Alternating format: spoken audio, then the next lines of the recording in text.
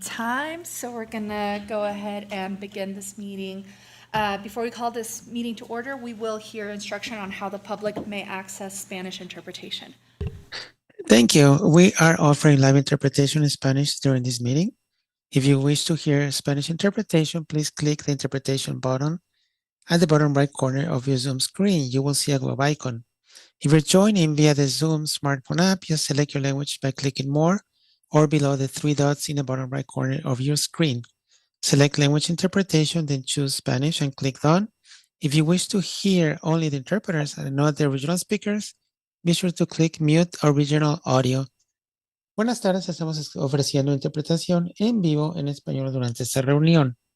Si desea escuchar la interpretación en español, haga clic en el botón Interpretation, que significa interpretación, en la parte inferior derecha de la pantalla Zoom. Verá un icono de globo terráqueo. Si se está uniendo a través de la aplicación Zoom para teléfono inteligente, seleccione su idioma haciendo clic donde dice More, que significa más, o en los tres puntos en la esquina inferior derecha de la pantalla. Seleccione Language Interpretation, interpretación del idioma.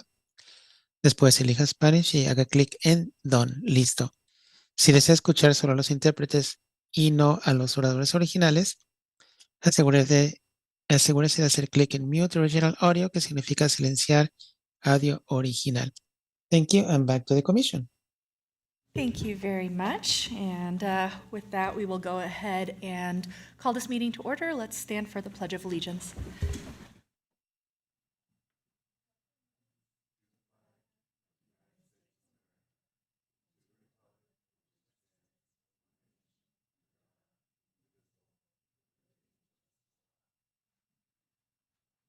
Thank you, everyone. Let's move on to roll call.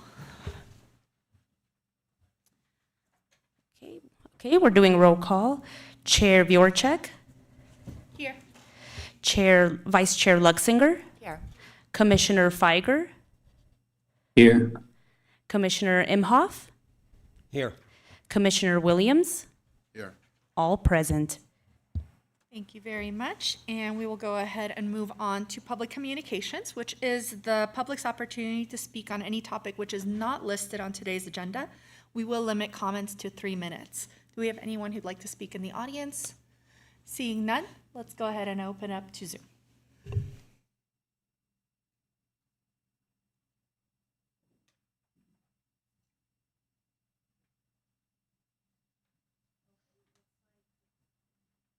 Looks like we have one hand raised. Taylor Carpenter, go ahead. I'm just trying to see if you guys can hear me. Yes, we can hear you. Okay, perfect. I'll lower the hand. Sorry. Thank you.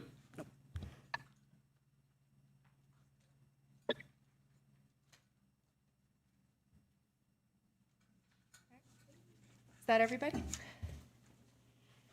Yes, no more chairs, no more hands raised, Chair. Thank you. With that, we will go ahead and move on to our consent agenda. And once again, we will take public comment on this item. If anyone has anything they would like to say, seeing none, go back to Zoom. Opening up our Zoom platform to anybody who would like to make public comment on today's consent item. No hands raised, Chair. Thank you. We'll bring it back to the Planning Commission. Do we have any thoughts or anything we want to say, or does anyone want to make a motion? I'll make a motion to,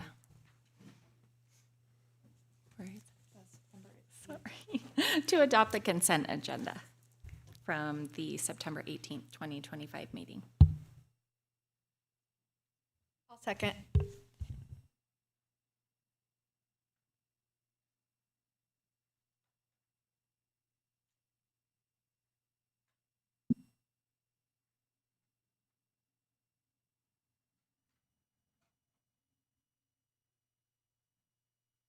Okay, and since Commissioner Feiger is participating remotely, we will do a roll call vote, starting with Chair Viorchek, Yes.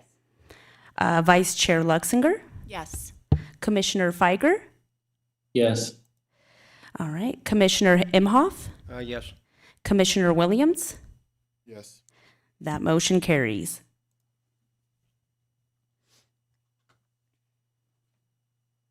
All right, with that, we will move on to new business, and we will have a slight adjustment in our agenda. We will move item 5 to our first item of new business, as is a continuance of a previous agenda item, which is a vacation home rental application denial appeal at 4019 Black Rock Road.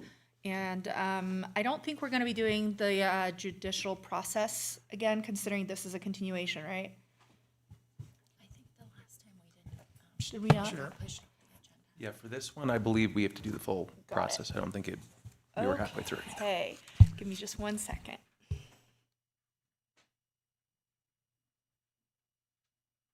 All right, so we're gonna have several of these appeals today, so I'd like to go over the general rules first, and then kind of for each one of these appeals, we will go through the same procedure.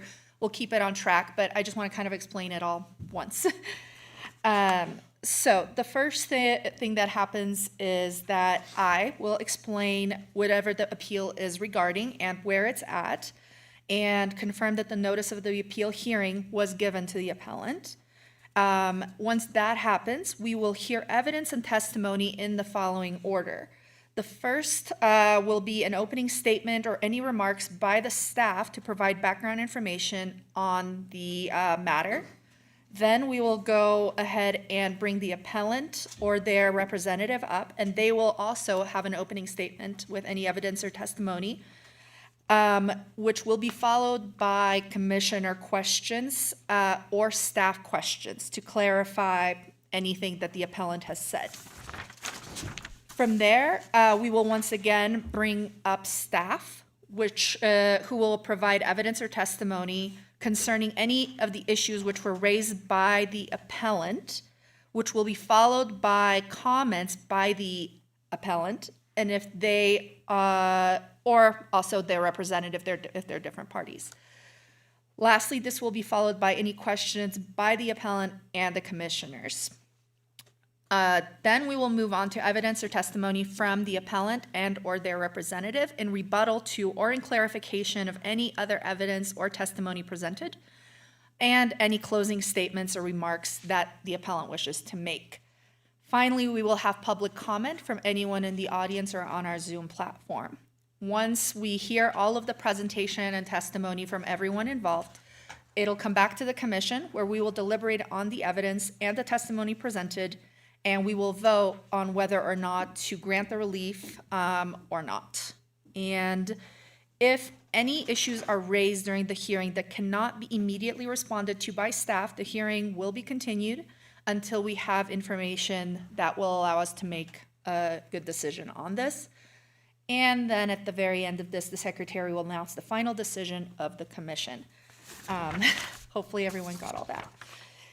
And with that, we will go ahead and start. And once again, this appeal will be regarding vacation home rental application denial at 4019 Black Rock Road. And we will first hear some background information from staff. Thank you, Chair. For the record, John Hitchcock. The item before you is vacation home rental denial appeal at 4019 Black Rock Road. As you may recall, this is actually a continuance from last month. And with that, I will turn it over to Ms. Sonia Wheeler with our Community Services Division to give the presentation. Thank you. Hi, I'm just going to go over some documentation that I have. I have provided a statement that I just plan on reading, if that's okay, just because it makes it easier. So on March 20th, 2022, Mr. Lawson applied for a hosted rental permit for 4019 Black Rock Road and signed off on a maximum occupancy of 6 and a maximum amount of 2 vehicles allowed while renting. On April 25th, 2023, Mr. Lawson renewed his hosted rental permit and signed off on a maximum occupancy of 6 and a maximum amount of 2 vehicles allowed while renting. On May 29th, 2024, Mr. Lawson renewed his hosted rental permit and provided a new host, Mike Comich, different from the tenant in 2022 and 2023, and signed off on a maximum occupancy of 6, a maximum amount of 2 vehicles allowed while renting, and the hosted rental performance standards. The following are a few of the performance standards that were listed when Mr. Lawson applied for a hosted rental permit. The homeowner or tenant shall be available by telephone to respond to complaints regarding the hosted rental and shall be available to respond in person to complaints within 60 minutes. The homeowner or tenant listed on the application shall stay overnight at the dwelling while it is being used as a hosted rental. The entire home shall not be advertised as available for rent. Homeowner or tenant shall go over these performance standards with guests prior to or during their stay. Please note, for the May 2024 hosted rental renewal application, Mr. Lawson's new tenant, Mike Homage, signed an affidavit of principal place of residence stating 4019 Black Rock was the only property address that he lived in. He declared this under penalty of perjury on May 31st, 2024. During a follow-up at the property on September 6, 2024, CSO Galdi, during a follow-up at the property on September 6, 2024 by CSO Galdi, Mike Homage stated he lived at the property almost 24/7 during the winter so he could snowboard. However, he was rarely at the property during the summer. During a follow-up on hosted rentals in September of 2023, the department discovered that 4019 Black Rock was advertising the entire home and had no mention of a host being on the property while it was being rented. The property was issued an administrative citation on September 6, 2023 for advertising the entire home. Mr. Lawson paid the administrative citation, had his property manager correct the advertisement, and acknowledged a maximum occupancy of 6, minus those under the age of 5. Additionally, he provided a mailing address for future notices and administrative citations. The department began to find reviews for 4019 Black Rock for the property accommodating large groups and 10+ guests. The advertisement also asked those inquiring about more than 6 guests to message the host directly. During a follow-up at the property on May 4th, 2024, CSO Johnson and CSO Galdi contacted occupants on the property who advised there was no host on site. The occupants acknowledged that a host had not checked in with them during their short-term stay. A citation was issued and Mr. Lawson was again reminded in an email of the hosted rental performance standards. The department continued to check the advertisements for 4019 Black Rock, in which reviews mentioned issues with the property and multiple attempts to remedy the issues with an Eric or Jovi with no help. There was no mention of the host on the permit, Mike Homage. Another review stated that the host is generally responsive and helpful should issues arise during your stay. On August 23, 2024, CSO Galdi followed up at the property and contacted 6 occupants with 3 vehicles. The occupants stated there was no host on the property, and if they would have known that somebody would be staying on the property as a host, that they would have booked elsewhere. CSO Galdi contacted the host at approximately 16:22 and requested his response within 60 minutes. At approximately 17:32, CSO Galdi had not received a response from the host, and a citation was issued. In response to the citation, Mr. Lawson stated he misunderstood the performance standards and was under the impression that he was the point of contact and not the host that is listed on the hosted rental permit. On September 6, 2024, CSO Galdi followed up at the property and contacted the occupants, who advised there were 7 adults and were not educated on the city ordinance regarding quiet hours and had no idea there was supposed to be a host on site. CSO Galdi contacted the host on the permit, Mike Homage, who stated he was currently DJing at a wedding in Folsom and had been staying in Cameron Park to be with his parents. This was when he mentioned that he rarely stays at the property during the summer and mainly in the winter to snowboard. A citation was issued and a letter to revoke the hosted rental permit was sent certified mail on October 1st, 2024, sent by regular mail and posted on the front door of the property. The request for an appeal was not submitted by Mr. Lawson within the 15 days during which the hosted rental permit was considered null.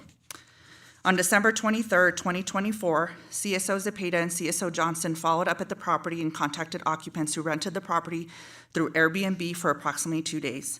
Additionally, advertisements were found for 4019 Black Rock with the ability to book short-term. Administrative citations were issued for the occupants contacted on the property and the advertisements. In January of 2025, the department system showed 12 nights booked, and the advertisement had 5 separate reviews for the month of January. In February of 2025, the department system showed 7 nights booked, and the advertisement had 3 separate reviews for the month with the ability to book short-term. An administrative was issued. On July 12th, 2025, CSO Breen and CSO Nikiforuk followed up at the property and contacted occupants who stated that they were staying for approximately 4 days for the celebrity golf tournament and were not ever advised of any ordinance. Since September 6, 2023, 4019 BlackRock has been issued 8 administrative citations, with 5 paid in full without an appeal and 2 unpaid with no appeal. Appeals for administrative citations are to be received within 30 days of the citation being issued. Additionally, 4019 BlackRock currently owes $8,175 in fines for administrative citations left unpaid. Thank you. Are there any other comments from staff regarding this matter? Or any other background? No, No? other than everything that was provided. Thank you very much. Okay, in that case, our next order of business will be an opening statement or any remarks by the appellant or their representative, along with any evidence or testimony, which we can ask questions about and staff can ask questions about. Do we have the applicant or their representative here today? Hello, come on up.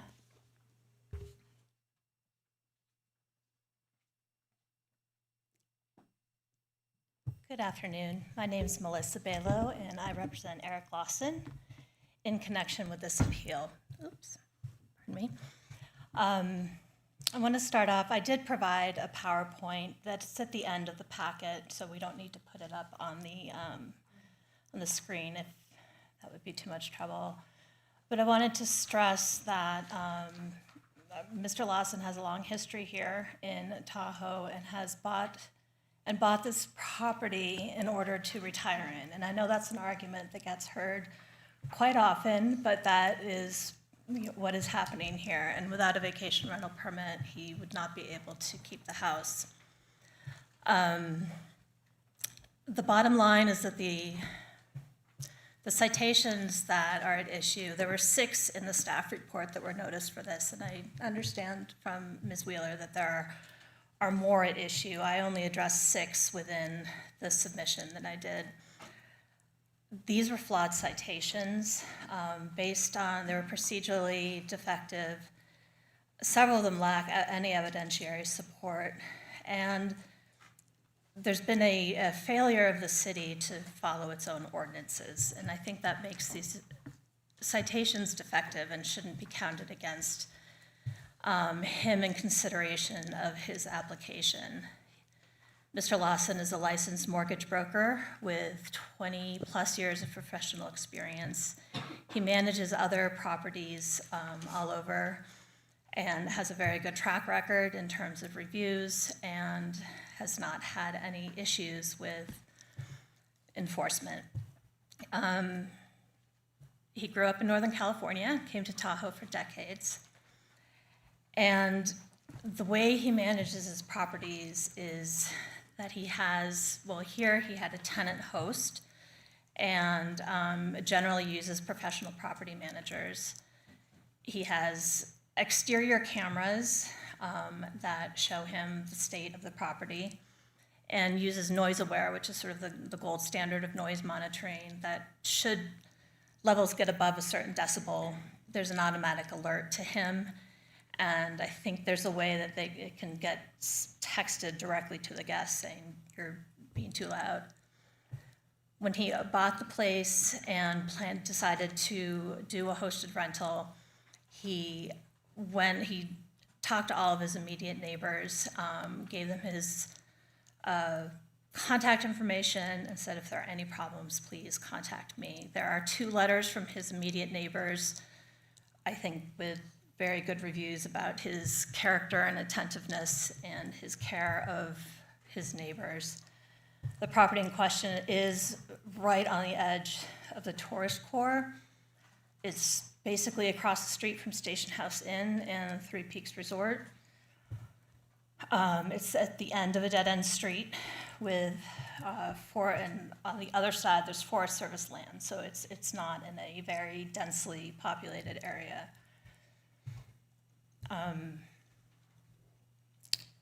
My main thrust of this argument is across all the citations, the appeal instructions don't follow city ordinances. It's incorrect. The administrative citation appeals is that a recipient of an administrative citation has 30 days from the date of service and not the date of the issue of citation. And that's just misstated across all of the appeal instructions and within all of the denials of the appeals that he did make. Specifically also, the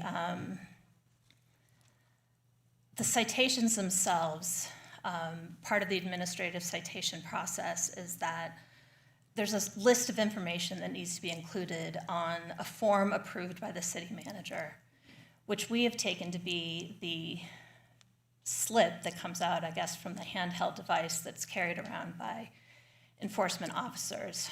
And several of these are missing information about the conditions that have been violated, as well as a description of the violations. They just cite a broad code, and it could be any list of these.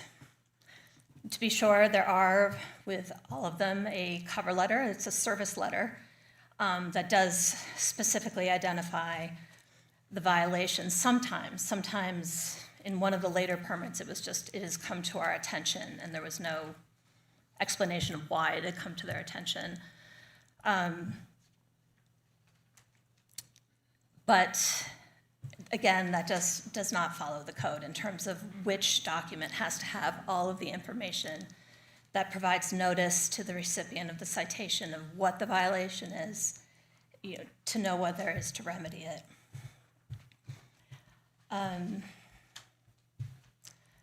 So I've addressed the 6 citations that were noted in the staff report. There's 3 pro revocation ones. 2 of them had that defect of the citation doesn't contain the statutorily mandated information. And the 3rd did, but in terms of that incident with the enforcement officer coming to the property, the officer proactively, reached out came onto the property, looked around, and there's a violation there's no time limit on when the host or the responsible person is supposed to be able to call them. There is the limitation of 60 minutes for when someone's supposed to be available in person. But I argue that in the ordinance, that is in response to complaints. There's no evidence here of any complaint that was made. And most of these are enforcement officers just coming to the property. And I made mention in the letter of what had been heard, that there had been complaints from the neighbors and that they had been told to single this property out and to make an example of it. And I think that's what had happened, is we're making an example out of this. There was an enforcement officer there consistently over time, just trying to find violations. The post-revocation citations, Mr. Lawson appealed 3 of them. And there were service problems. I mean, the first one that was issued December 24th was received January 27th. And he appealed February 4th. There's no indication that I could see from the material that I had or on the material provided by staff as to when that was actually mailed, because that would be the date of service, is when it's deposited with the Postal Service. It was rejected as untimely, but again, it was using the date of issuance and not the date of service as required by the administrative citation appeals process. The one that was issued December 25th, that was mailed December 30th, because I had the envelope. And the appeal was filed January 24th, 26 days after mailing, and that was denied as untimely. And that is within the 30 days that he is afforded and from the date of service. Excuse me, I'm losing my voice. And the third, I know that there's talk of what the enforcement officer was able to glean from going to the property and talking to people, but the only evidence attached to the citation is a picture of people in cars. If you already don't trust the person who's owning this place, you see people in cars, and you're like, well, that's got to be renters. It just can't be if someone's home's vacation rental permit gets denied that no one can ever use the house again and there can never be cars there. I think the standard has to be a little bit higher. And also the incidents, the 24th and 25th, so the enforcement officer comes onto the property on the 24th, issues a citation, which then is not provided immediately to the owner, and then comes again on the 25th, the day after Christmas Day, to those who observe, and the initial citation was Christmas Eve. I think even had he been notified of the citation, I'm not sure that he would have kicked them out on Christmas Eve. But it was just 2 days in a row, making them two separate incidents. It feels punitive. So I think there's a pattern of selective enforcement. And there is a pattern of demanding strict compliance with sort of different procedures in the city ordinances from the owner, that same standard of conduct is not expected of the city at the same time by they're misapplying their own ordinances, and it's an equity issue. So of the pre-revocation and post-revocation citations, and I have to think more about the other ones that Ms. Wheeler was speaking about, the vast majority of them I think are procedurally defective, and I am really bothered by the misstatement of the appeals period, because I think that goes to due process for all of those people who are trying to appeal their citations. I would ask that the Planning Commission grant his appeal and allow his application to proceed based on, his record, and see where the chips fall there. Thank you. Thank you, Ms. Ballo. Did you want to stay up here? We're probably going to have some questions for you. And I don't know, did the applicant want to say anything as well, or will you be representing him? Yeah, thank you for your time. Hi, come on up. Welcome. Hello. Did you have anything to add to the statement? Yeah, just my own personal statement. Like she said, I'm from Northern California. I've been coming here since I was about 12 years old, so last 30 years, spending most of my summers and winters. Love it up here. I've always felt like, it's kind of my second home, that I'm a part of the community. Was always a dream to own a property here, and, after a lifetime of hard work, was able to buy that property here. I love it. I always tell, my friends and family, like, it's my favorite place to be, and, one day I hope to retire there and be there. Like she stated, without, the vacation rental permit, it's, kind of unfeasible financially to hold on to it. So I'm hoping that I can, obtain this permit so that I can keep this property long-term and, eventually be here in the future and I get to retire. In addition to that, I kind of take pride in the fact that I really do, care about my neighbors. I care about the community. I care about my street. Like she said, when I first, got the property, I went and met all the neighbors. I've had dinner at their houses. I've met their kids. They have my phone number. I have theirs. We talk. I've called them, and I see them in person when I'm at the property over time, and I always make sure, hey, is everything going good? Is there ever any noise complaints? You guys ever any problems with the guests, at the time that it was operating? And every time they said, no, there's never been a problem. Then on top of that, this isn't required, but I have noise monitoring devices inside and outside the house on all levels, especially on the sides that have my one neighbor, my closest neighbor on. And these devices, I have them across multiple properties at other places I have in other states. They will alert me, the guest, and they automatically send messages through the rental platforms anytime the noises go past a certain decimal at certain quiet hours, like 8 p.m. to 8 a.m., things like that. So if the property was ever a disturbance to my neighbors, well, number one, they would call me, they have my contact. Number two, I have, digital data that would show that something's being off. And of course, I would care, like I would want to know that, hey, someone's being unruly at my property. I wholeheartedly want to find out about that, and so I can stop it. But that was never the case. The property from our end, from the management side, with video cameras on the outside of it, with my cleaning staff going there multiple times a month. Obviously, I get feedback of what's going on, and there's never been any issues, there's never been damages, there's never been signs of a wild party or anything like that. So, what I just want to emphasize is that property, when it was operating as a vacation rental, I think the biggest thing about the ordinances and the rules is to make sure that it respects the neighborhood, it respects the neighbors, and it's basically not a nuisance to anybody. And my property, when it was operating, absolutely, it wasn't that. So I hope that I have the opportunity to get this permit back, and I can continue to be kind of a model citizen that you'd think for an STR owner. For example of that is, if you go to my Airbnb profile, I've got 830 five-star reviews, right? So it's how could I have that many positive reviews if I wasn't doing a good job of running the property? Obviously, if I wasn't doing a good job, guests would be complaining, the property wouldn't do well, I wouldn't be able to have a track record like that. In addition, I think most people know, at least I see this to be true at other properties or other people that I know that are in the short-term rental business, because most neighbors know that if they have a problem with the property and they don't like it, they can just call Airbnb, because Airbnb will real quickly just suspend the account, and now it's kind of done.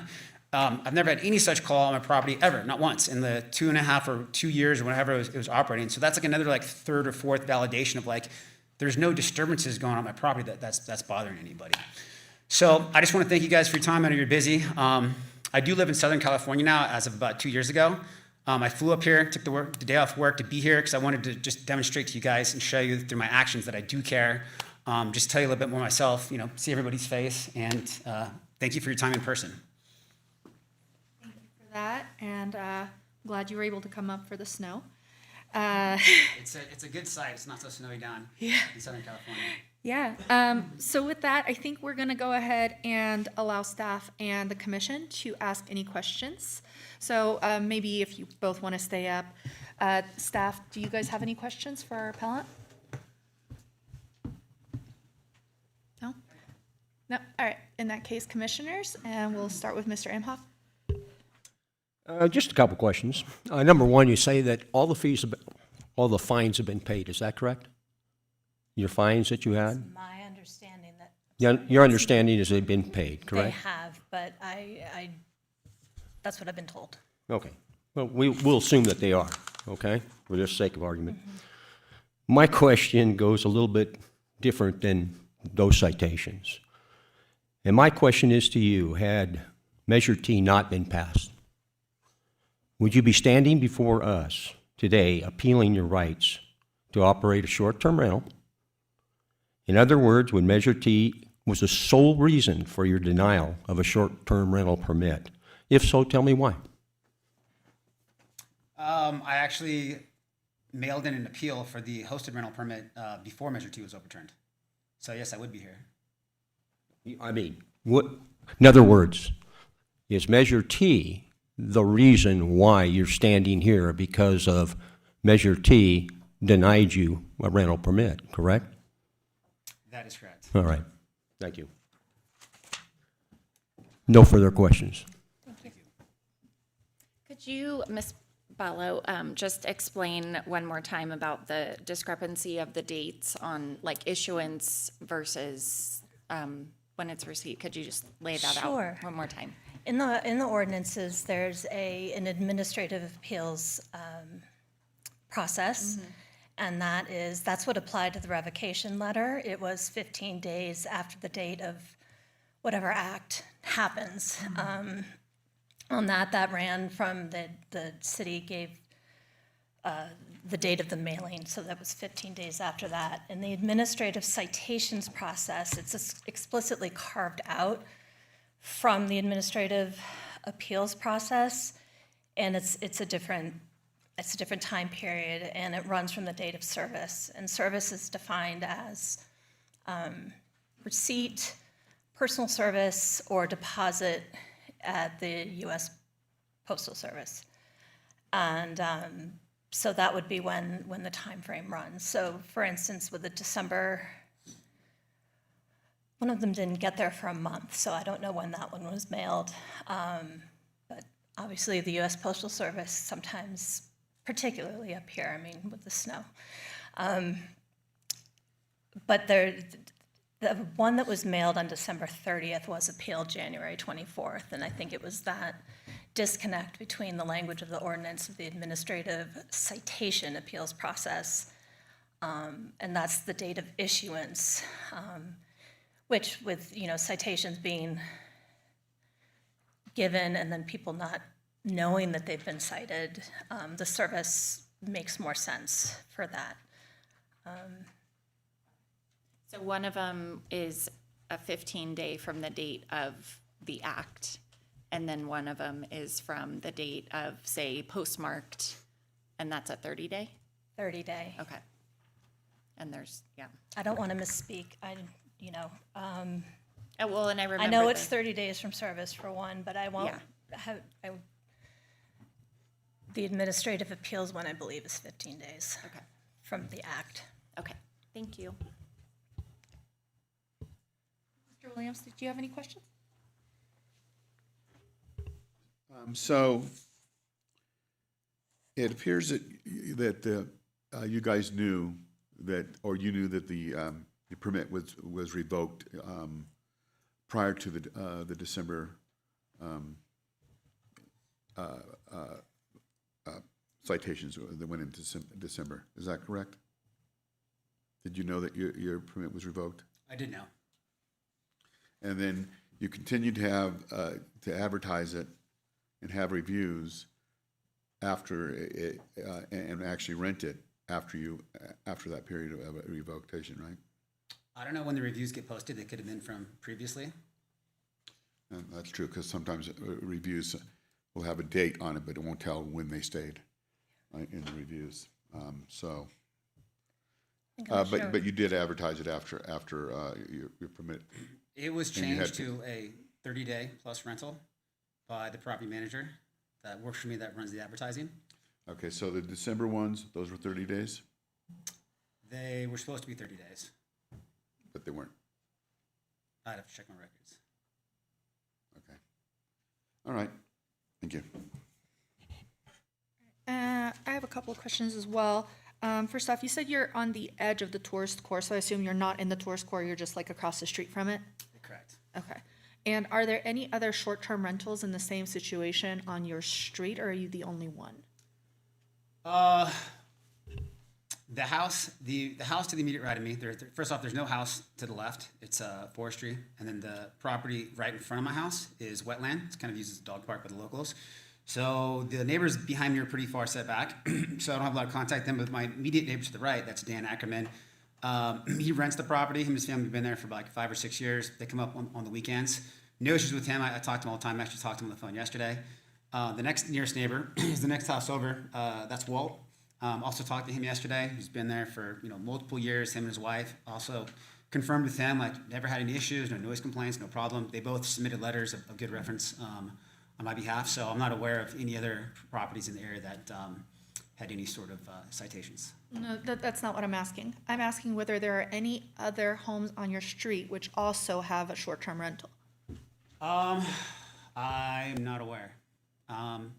Walking the neighborhood, I do notice that there are houses within a block or two that have signs out front say, "Hey, this is the gingerbread house. You call this number to rent." There's multiple houses like that. Often I'll be at the property for weeks at a time, and my thing is, like, when I start my day, I like to walk around with coffee in the morning. And a lot of the properties right there in that area that I walk by, there'll be different people on the porch one day. A couple of days later, there's different people on the porch. I'm assuming those are all short-term rentals too, or a lot of them are. So I don't know specifically an address or if I have an actual permit, but just from being there in person, there's definitely other short-term. Yeah, I know it's a pretty popular area just because it's so walkable. Okay, and then so I'm assuming that you went with a hosted rental specifically because of Measure T, right? Because you couldn't do a full rental during that time, correct? Correct. Yeah, so was your tenant aware of all of the rules and what it means to be a host? Well, I wasn't at first. When I did all the paperwork up front, this was about 2.5 years ago, And I didn't, have any contact with, I didn't have any issue with the city for, I want to say about 2 years. So for my original paperwork, I assumed that I was the host. From all the paperwork on there, it's my property, I'm applying for it. So I had always told my tenant, hey, if the city ever calls you, I don't want to burden you with that, call me, I'll take care of it, I'll get in touch with the city and handle whatever it was. 2 years go by, there's no contact whatsoever. And then the first time I ever got a call from the city, I think it was Miles Galdi, and it was on a Sunday. He called the tenant called me. I called in, I think maybe an hour or two later when I got the voicemail, and the department was either closed that day or Agent Miles Galdi was gone for the day because it's Sunday. He called me back on Monday. He told me what the issues were. I think it was the advertising wasn't set up correctly. Again, I have a property manager that does the details of that. So I immediately corrected it from whatever the head count was or bedroom count was to what it was supposed to be. Sent a snapshot of that in an email to Miles to show him, hey, I see what the issue is. I fixed it right away, paid the fine, and then from that point on, I talked to my tenant and said, I misunderstood the original rules. You have to be the one to call them back. You have to be the one to show up. And then the next time he got a call, he called me. And I said, yes, no, call back Agent Giles. He talked to Giles. Like Sonia said earlier, he was in Sacramento DJing or doing whatever he was doing. He did call back. I understand that he needs to be there within 60 minutes, so that that was a violation. But that was my communication with the tenants and the understanding of the rules and the timeline that it panned out. So what I'm gathering from this is that there's a fundamental misunderstanding of what a hosted rental is. I had one, so I'm fairly aware. I think the rules are quite clear. Your tenant has to be there. It's not their response time. It's they are staying there and they are there fully in order to avoid that whole circuitous route of calling around and trying to catch somebody on a weekend. Your host is there and they're available all the time. They are there at check-in and they are there at checkout. They are there overnight. So that I think is really important in my mind. If you are doing a hosted rental, your host is there. You are not the host. You are the owner. So it sounds like either you or your tenant did not understand those rules. To clarify, what I meant by me being the host, I meant just for the phone call version, because obviously I'm not in town, he's in town. Everything else you just described, those rules were understood. He knows that he's there he's there at night, he's there for check-in. It was just the phone call version from the city. So he knows that he's the one that's dealing with the guests and if somebody's coming by in person. But for phone calls for anything, he just forwarded those to me because I thought I was the person that essentially would handle if there was an issue with the property, since I'm the one that's directing and managing everything. Thank you for the clarification. And just lastly, though, I appreciate the positive letters from your neighbors and the fact that you have a relationship with your neighbors, even though you don't live here permanently. It is ultimately not your neighbor's responsibility to inform you if there's a problem. That is your host's responsibility to address, especially as this is a hosted rental. If it were not a hosted rental, the situation would be a little bit different. All right, I think those are pretty much all of the questions I had for you guys at this time, unless we have any other questions. Oh, Gavin, sorry. Do we have any questions from our remote commissioner? No, thank you, Chair. I think you covered mine, right? Yes, I think you covered mine. Thank you. If we don't have any further questions, we will go ahead and invite you guys to go ahead and take a seat, and we'll have staff come up to go ahead and give us, let's see, where are we at? Evidence or testimony, which is concerning any of the issues which have been raised surrounding this matter. And then this can be followed by comments from both of you guys. And then that'll be followed by any questions from either you or us to staff. Okay? Thank you. Thank you. All right, staff. There we go, John. Thank you, Chair. I just wanted to, it's not a rebuttal, I just wanted to kind of respond to a couple things. One, the appeal process. So the staff revoked the hosted rental permit.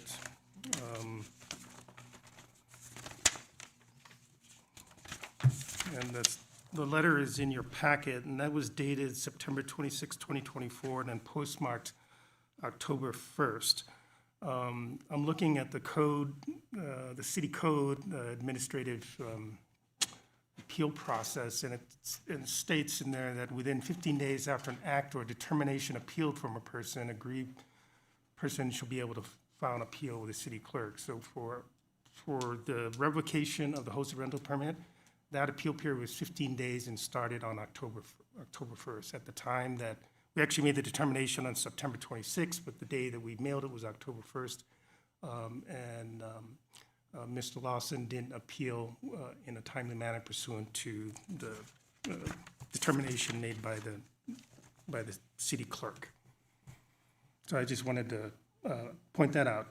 Once the permit was revoked, Mr. Lawson did not have a valid vacation home, I shouldn't say vacation, I should say short-term rental permit of any kind. And then the additional citations were issued due to renting without a permit.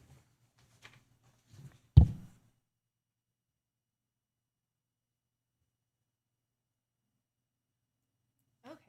Is that everything in terms of additional testimony, evidence, or rebuttals? Or Ms. Wheeler, I see you have No, your I mic. wanted to answer the question regarding not allowing Mr. Lawson to appeal. So in this, I mean, there's numerous, but in this particular citation issued on December 24th of 2024, where it lists the exact code that has been violated, Mr. Lawson was provided a return stating that his appeal was rejected, not because it was accepted late, but because the total amount of the deposit was not received within the specified time frame of 30 days. So it has nothing to do with the amount of days of when he appealed it. It was the fact that he did not provide the funds to appeal the administrative citation, which is the cost for the entire citation and an appeal hearing fee. If someone cannot pay that, which is instructed on an administrative citation letter, they are advised to provide a hardship waive letter, which he never provided. So Mr. Lawson was actually receiving letters to 2409 Orange Avenue, which is the address that he provided to us. We actually have the letter where he provided it and he signed it, saying this is where I received the mail. And it says the hearing request and our total amount of the deposit was not received within the specified time frame of 30 days.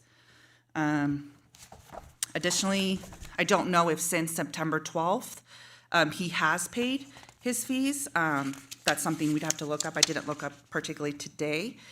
But as of September 12th, he currently owed $8,175 in administrative citations. So he still owed fines on September 12th. Like I said, if he has paid since then, I have not checked that. Additionally, to his questions regarding the surrounding properties with the gingerbread house and the rentals, we have received complaints about those properties, and we've actually gone out there and we have documentation that we have responded to those properties, and we have contacted the people staying there. The difference between those properties and Black Rock is those properties stated they were friends or family and they weren't renting, as opposed to Black Rock, where they specified that they were renting, that they got it from Airbnb, that there was no host, that they didn't know there wasn't supposed to be a host, and that they had booked through Airbnb. So that's the difference between Mr. Lawson's property and the other properties that he sees while he's out on walks. Thank you. Staff, is there anything else you would like to add? No. All right. In that case, we will go ahead and bring our appellant back up here if you have any additional comments.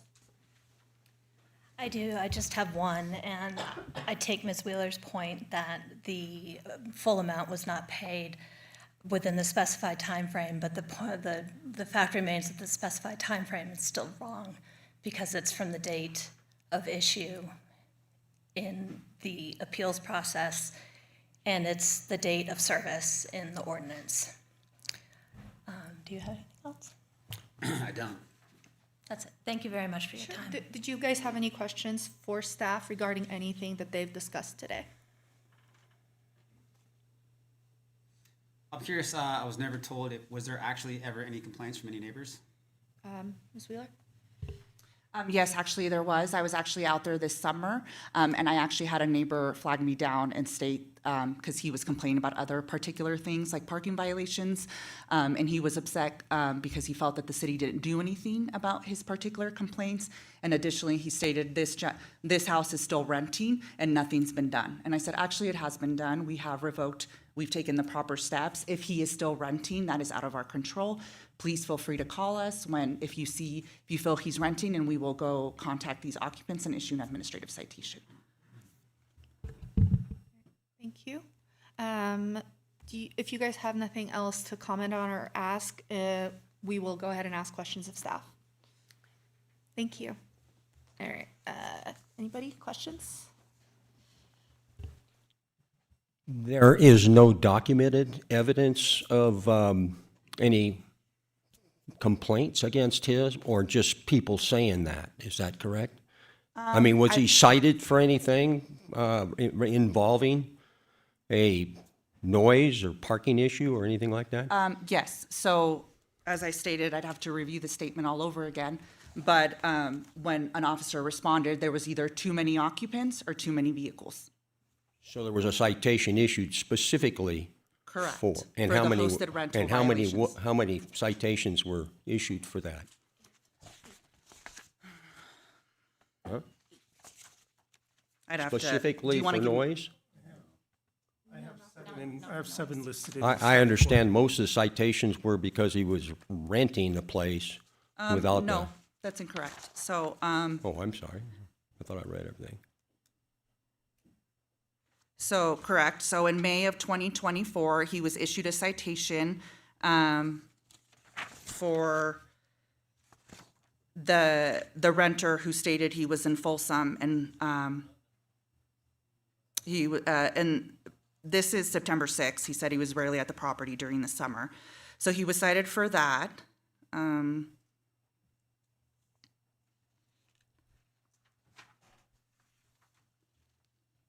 He was cited for the advertisement of the entire home, the large groups, the 10-plus guests. I'd have to review the actual calls for service to see. There's also citation On for August parking. 23rd, there was 3 vehicles. He's only allowed 2. No response, again, within the 60 minutes.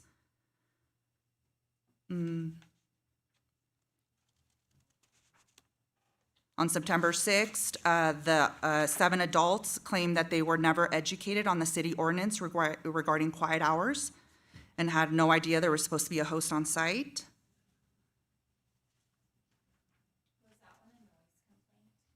I'd have to look back at our police department calls, but we usually get either complaints through phone, complaints through email, and complaints to our dispatch center. And I just want to note that we don't have to respond just on complaints. If we feel that a property is renting without a permit, we are encouraged to go find that out, because there are on numerous occasions, like the one I just advised you on, that people claim that the city doesn't do anything. So that's us just trying to be proactive, and we don't want the people to constantly call and have to complain. We should be able to go out there and be proactive, because that's what we are hired to do. Chair, I'd also like to point out, the hosted rental permit was not revoked because Mr. Lawson was renting without a permit. He actually had a valid hosted rental permit. It was for violation of performance standards that Ms. Wheeler alluded to, like violating the number of parking spaces, advertising, and what else here?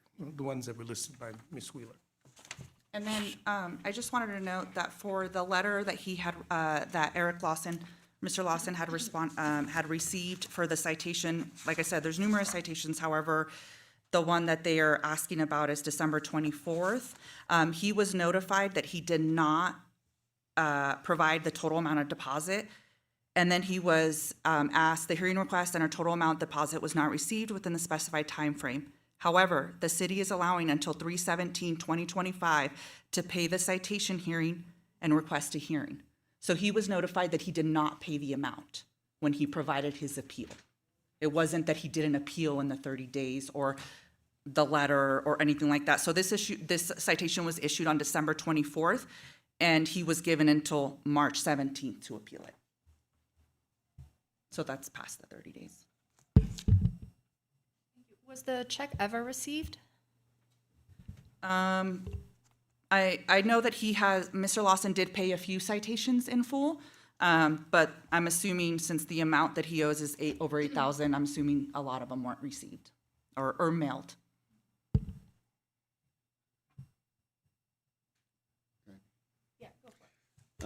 So my issue is the three, the qualifying, we've got a September 6th of 23 citation. What was that one for?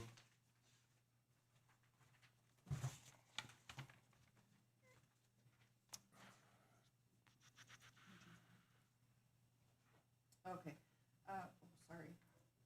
These are kind of difficult for me to understand on these citations. That's fine. Was for advertising the entire home, and that was a citation that Mr. Lawson paid and acknowledged that his advertisement needed to be corrected. Okay, and then August 21st was for what? Of what year? 24? And then August 24th also.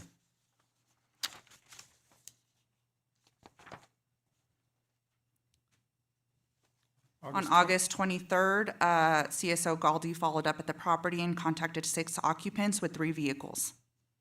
That was the 7th. August 23rd, 2024. Okay, and then that was the one where you called Mike Konich up and asked him where he's at, and he said he's in. Documents stated there was no host on the property, and they would have known that someone would be staying on the property as a host, that they would have booked elsewhere. So yes, so that is the one where CSO Galdi contacted the host at 6:22, and at 17:32 there was no response. Okay. On the advertisement that you guys gave some citations for it, because it appears like the one real violation for performance was the one where there was 3 cars on site, and then the other 3 were advertising violations. Is that correct?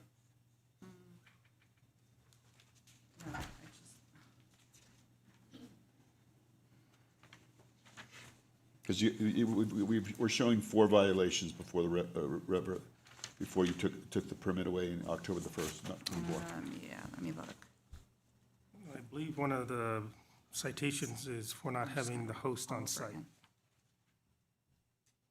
Well, I think that was probably the one that was where he was called for the 3 parking spots. Do you mind if I just go through it again, or I don't have to read the whole thing, but, okay, so September of 2023, he was cited for advertising the entire home,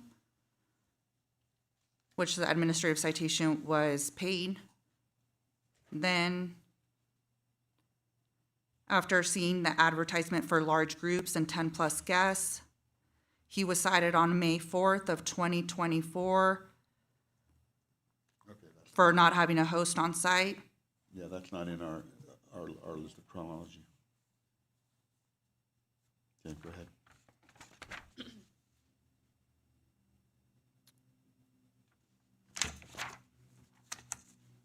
August 23rd, 3 vehicles, no host on property, and no response from the property owner within the 60 days. I'm sorry, the 60 minutes. And this was actually when he stated that he misunderstood the performance standards, and that that the host would be the point of contact. September 6th of 2024, it was because they contacted the occupants who there was 7 adults, and were not educated on the city ordinance regarding quiet hours and had no idea there was supposed to be a host on site. So that was after Mr. Lawson acknowledged that his performance standards. The additional violation was that his host was in Folsom and would not and could not be responding. So then his hosted rental permit was revoked and posted on the front door on October 1st of 2024. So when you look at the website, Yeah. you check to see that it says there's one violation where it didn't say it said entire house and it didn't say hosted. I'm assuming that there was a correction on that. And Correct, and that was the one. You checked to make sure it was corrected. Correct. Okay, so in other words, these people didn't read the advertising correctly after that. I don't understand your question.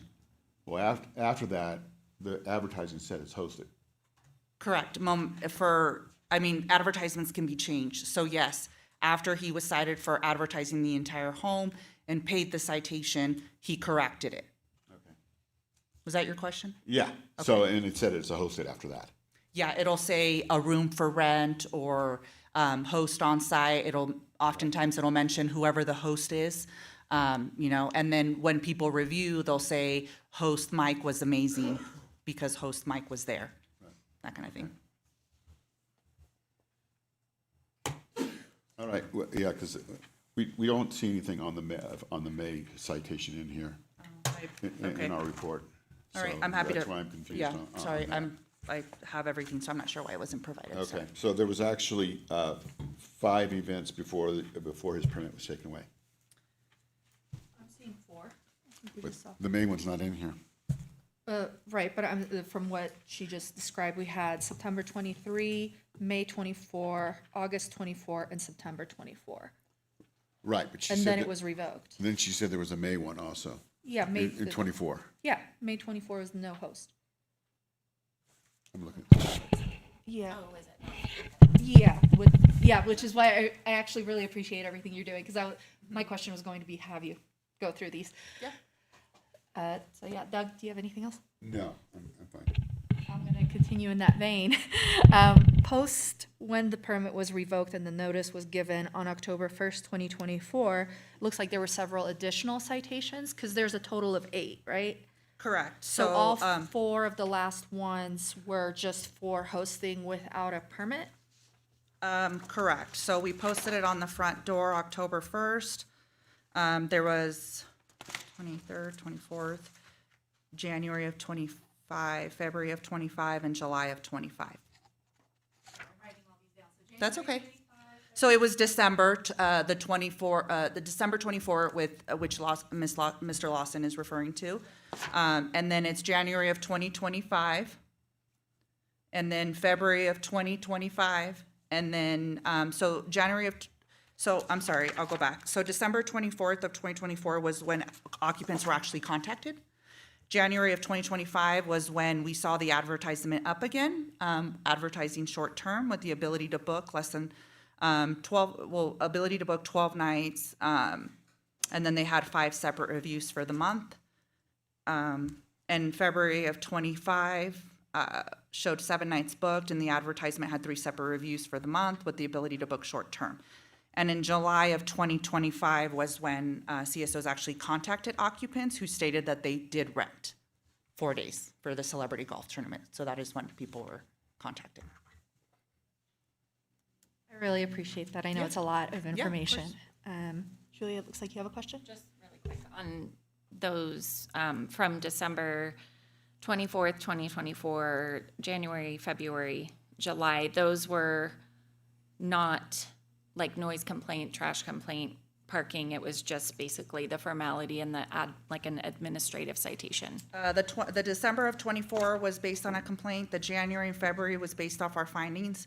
And July was based off complaints. We were receiving numerous complaints in that area due to the celebrity golf tournament. Okay, thank you.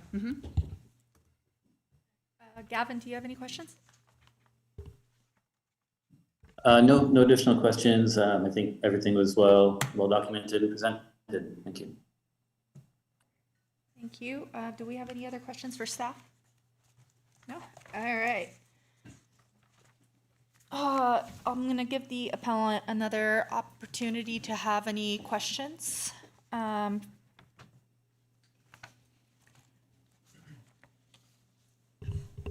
do have a question. So my client gave me everything that he had in his files, and I don't have anything from May 2024, nor September 2024, nor from January 2025. The only information I have is for September 2023,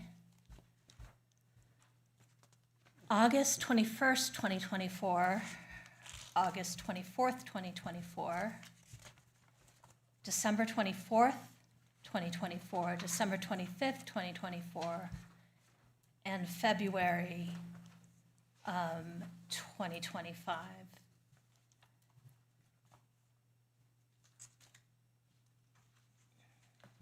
I don't know where, if these were citations, they weren't in the staff report and they weren't in the information that I get, and I just don't know if, they weren't. Are you asking if they were mailed? What's his address? What's his mailing address? Are they available? Can I look at them? Yeah, they're all right here. Okay. They just weren't in the staff report, and I just haven't seen these, so I'm not sure. They were all mailed to the address that he signed off on from September 23rd, where he said,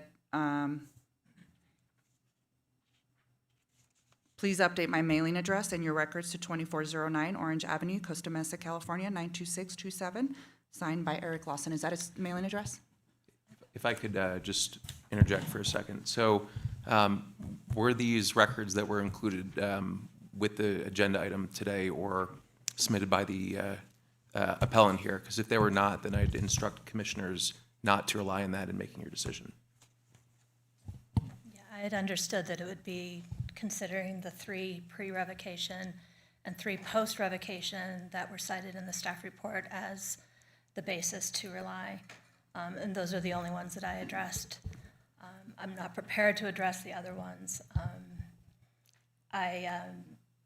There's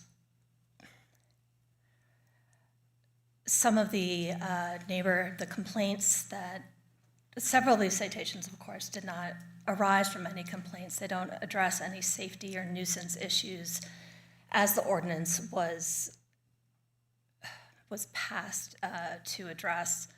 I think a lot of these were, and as Ms. Wheeler said, they're proactive enforcement.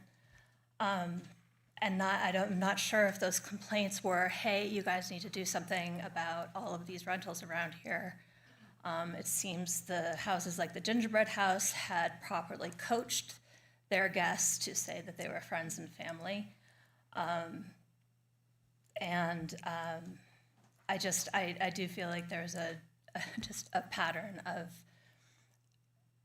selective enforcement that has, the 60-minute requirement wasn't meant to be sort of a compliance trap. It was to address, and by the ordinance itself, it says it's to address complaints, not to address when an enforcement One thing I'll officer say, comes so right by. now, we're just asking specific questions. You will have another opportunity to make an additional statement. Oh, I'm I'm just sorry. trying to stay really procedural right I'm now. sorry. Did you have any further questions besides asking about the discrepancy in what's in our packet versus what we're being told? Sure. That was my only question on that, and I also didn't see any evidence of any complaints or calls for service or anything that would have alerted me to that. That's it. Thank you. Thank you so much. And I think that this is sort of where we're all a little confused. Because, so in your statement, Ms. Wheeler, you had mentioned 8 violations and in this packet. So I just know it's kind of a lot, but I'm just going to quickly go through the 4 that we have in the packet to make sure that we're kind of all on the same page. So our first one is September 6th of 2023. Which looks like that it was an incorrect advertising stating that the house sleeps 12, but as a hosted rental, it was a 6-person max occupancy. And that fine was paid and the problem was corrected. Yes? Correct. Okay. The next one we have is on August 21st of 2024, so nearly a whole year later. And it is the same violation. It is being listed as an entire home available for rent, whereas it's a hosted rental, so that is not supposed to be the case. Was that violation addressed and changed in the advertisement? I'm sorry, where did you get, is that from the statement, the August That's in our 23? packet. Okay, but what do you have? It specifically states that they weren't advertising? It says, there has been a hosted rental violation at 4019 Black Rock Lane. Property is a 4-bedroom and all ads list 4 bedrooms available. Additionally, ads state entire home available for rent. This is a violation of the code. Ensure that compliance with all regulations are met. Yeah. And then there's the citation. Okay, and what date was that? Just so I can. That was August 21st. Got it. Thank you. I got it. And I'm guessing that this is somewhat related to the August 23rd. But then we have, and I think this is sort of where it's confusing. We have the one on August 21st, which is regarding the whole house rental. And the next one is August 24th, 2024, so 3 days later. And that is the one for too many vehicles, no host, and no response within 60 minutes. Correct. Okay, so we don't see the one from August 23rd. So there, So do you see the citation for August 24th? yes, so we Okay. have the 21st and the 24th. Okay, so the reason being is because the officer responded on August 23rd at approximately 1612 hours. It is possible that he was off at 1700 hours and issued the citation on the 24th, in which he issued the citation on August 24th at 9:58 Got or it. in the afternoon. So it's possible that he got tied up with other calls for service and he wasn't able to issue it until the next day. Gotcha, so you guys just have more precise, probably, records within your system. Do you guys not have the? No. I don't. We don't have anything from the 23rd, and so that's kind of the weird thing, because we also don't have the one from May 4th. So I It's kind of, possible that you guys weren't provided the ones from the 23rd because it directly came from our PD CAD system.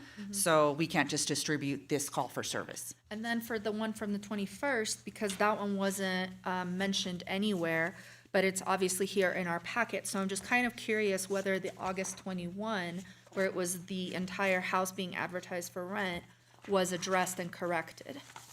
Let me look.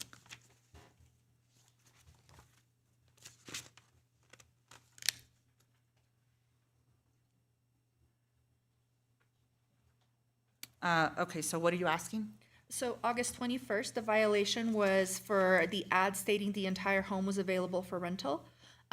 So was the ad corrected and was the fine paid? It was a fine of $270.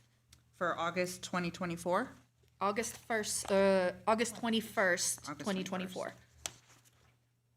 I don't know if that one was paid. So that one was issued due to our code compliance investigator notifying us on August 16th. After review of the property, host, long-term tenants does not stay at the property. They're advertising all bedrooms and allowing over 6 guests at a time.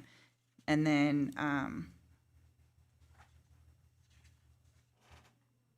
there's a lease agreement for the permit stating that Mike Comich lives in the upstairs unit. And then per our code compliance investigator, citation will be issued. So she had notified us on the 16th, and it looks like our CSO was not able to get to issuing the physical citation until August 21st. Got it. Okay. So what our code compliance investigator does is she emails the whole CSO division, and then asks us for us to issue an administrative citation. And then when we can, we issue that administrative citation based on the evidence that was found on the 16th or whatever day was requested. But then, regardless of the fine, do you have any, I guess, follow-up to that, whether the advertisement was corrected?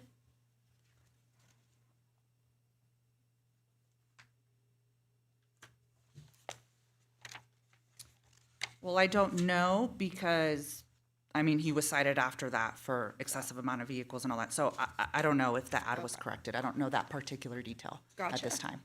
So then the August 24th is the one with kind of multiple violations, which we've determined was 23rd, but really issued on the, okay.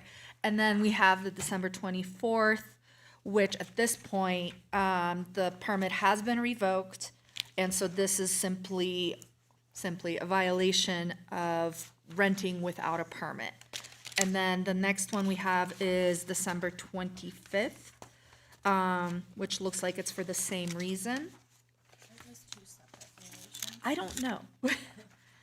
It is, so it is possible. I'm not sure if we dismissed one of them as a courtesy, but the CSO has the authority to issue a citation each and every day there's a violation. So even though he went and contacted occupants on the 24th and issued a citation, if he goes back on the 25th, he can issue a separate citation because it's a different day. And those renters weren't asked to vacate or, you know, essentially the violation was not corrected. So they are subject to a citation each and every day that the violation is present. So. I appreciate that. And then, so I know that you had mentioned after the permit was revoked in October of 2024, We had a December 24th, a January 25, a February 25, and an August 25, and July 25. July, sorry. Yeah. We don't have those last three in our packet. Okay, I apologize. Yeah, no, I'm not it's, sure. it is quite a lot. So, I just wanted to bring that up. I think that's somewhat where we probably had some confusion, in terms of the number of actual violations. So I guess, or wait, no, I have another one in here. It was just back in the back. February 24th, 2025, also for, renting without a permit. So we're only missing two. Okay, January and July.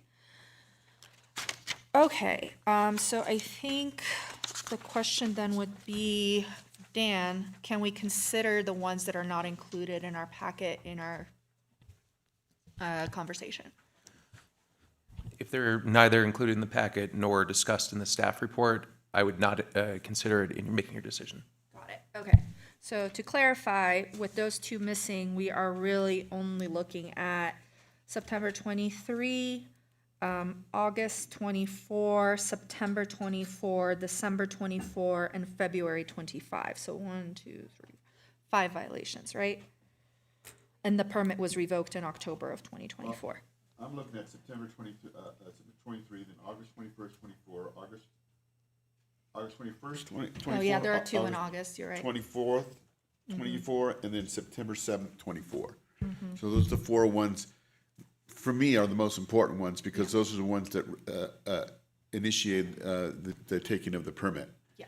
All the other ones are all, are renting without a permit, and they're valid. Perfect.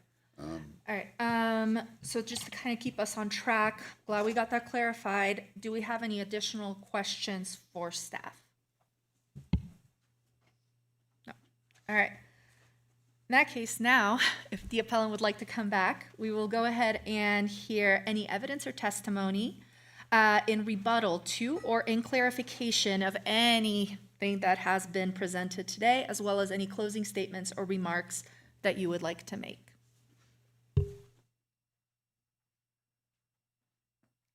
Thank you. Sorry for getting out ahead of my skis the last time. So this all sounds like a lot, right? And as you said, but as you noted, the first two citations were not in response to any complaints, and they were advertising citations, which were, and I don't have the paperwork in front of me, but the August 21st advertising misstep was corrected and the fine was paid for that. And the 24th, I know I discussed, and I do want to, reiterate that 60-minute response time is in response to complaints, and I don't see any evidence in this particular record of complaints from citizens and not, and the ordinance does say that 60-minute response time, they have to be there to respond to complaints. And whether or not you read that to include an enforcement officer taking it upon him or herself to wander, go down the street, enter onto the property, and look at these things is I could argue it all day long, but I won't. And the other part of that was the 3 cars, and I think I mentioned in my submission that only one car really, like 2 cars can fit tightly into that driveway, so there had to have been 1 car out front. And, the car issue has to do a lot with a lot of people walk up and down that street because there's open space. There's a dog park and people park all up and down. So a car parked out front could, depending on whether or not they contacted the renters about it, but it just seems like kind of a stretch to, always assume that a car parked in front of a house is always belonging to that house or associated with it.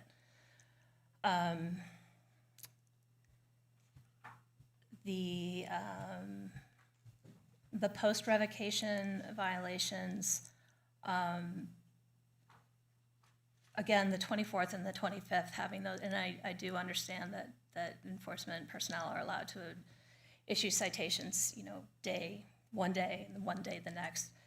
I say this is Christmas Eve and Christmas Day. There's a lot of activity for enforcement officers for that time. And again, I go back to the perception of a sort of targeted enforcement, that they were making an example out of this property for some reason.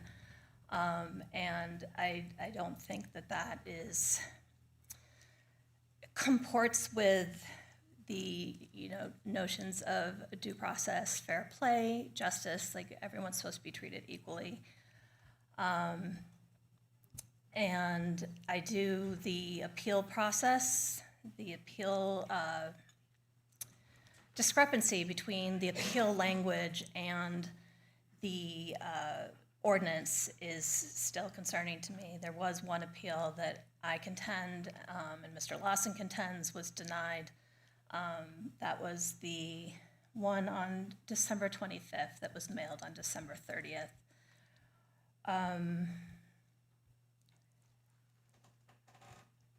In some, I think all of the pre and the post revocation citations should be wholly disregarded for purposes of assessing his application, and at the very least, there are more than 3 that I think would be fairly disregarded.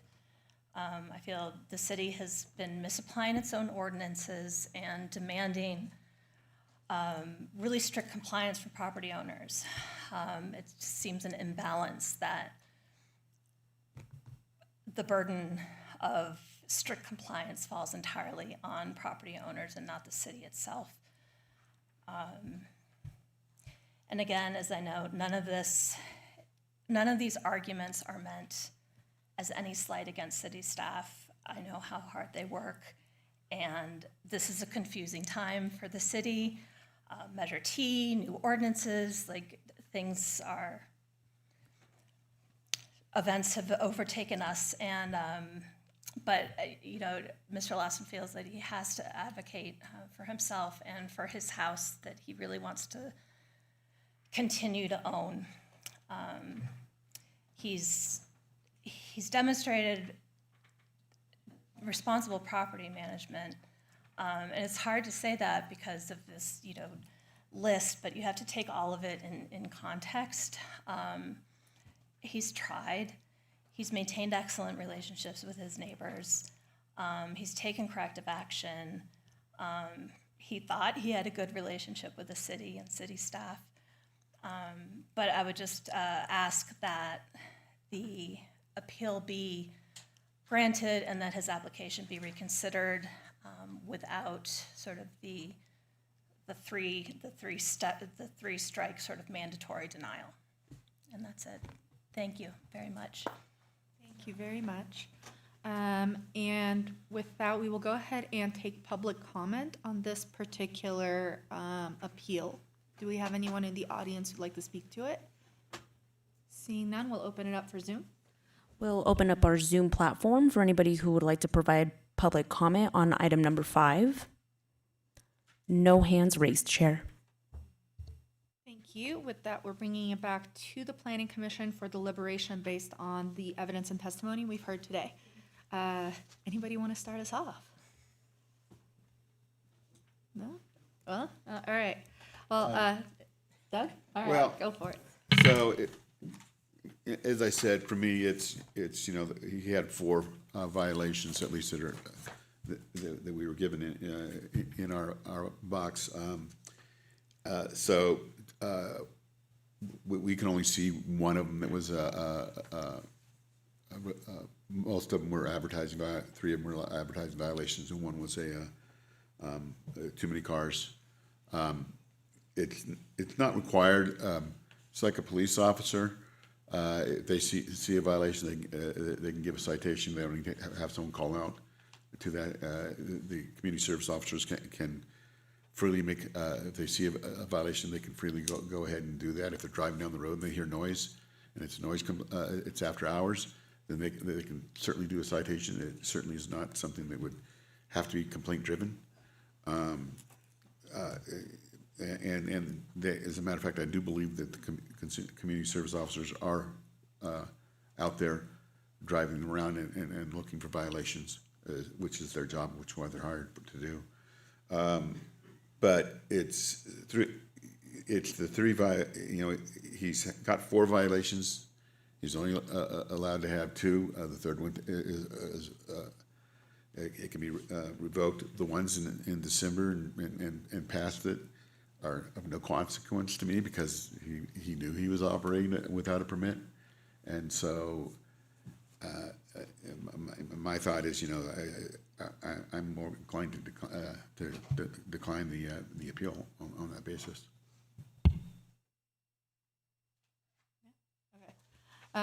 So yeah, I think it's kind of interesting because I'm actually looking at it almost the opposite from Mr. Williams. Obviously Mr. Lawson has been doing, vacation rentals for a long time. As you had mentioned, you have great reviews, great relationships with neighbors. It's not like the owner was unaware of the situation in Tahoe. And I understand that strict adherence is the responsibility of the owner, but ultimately that is the responsibility of the owner. The short-term rentals are a privilege in Tahoe, and everyone is held to the same standard. And so to me, the fact that the rental was continuing to be rented, continuing to be unhosted, continuing to be advertised even after the permit was revoked on multiple occasions with multiple opportunity to correct the problem, is actually what really strikes me, because it could have just been rented for 30 days. Those violations could have not even been there. So those are kind of the ones that stand out to me, because I somewhat agree, that arguments could be made that the vehicle was a friend visiting for the night or for, a few hours, or, the host stepped out to grab some groceries. They weren't there right then and there. Maybe the additional people who happened to be there were there, for a moment. But continuing to operate with the knowledge that you are not supposed to, that to me is intentional.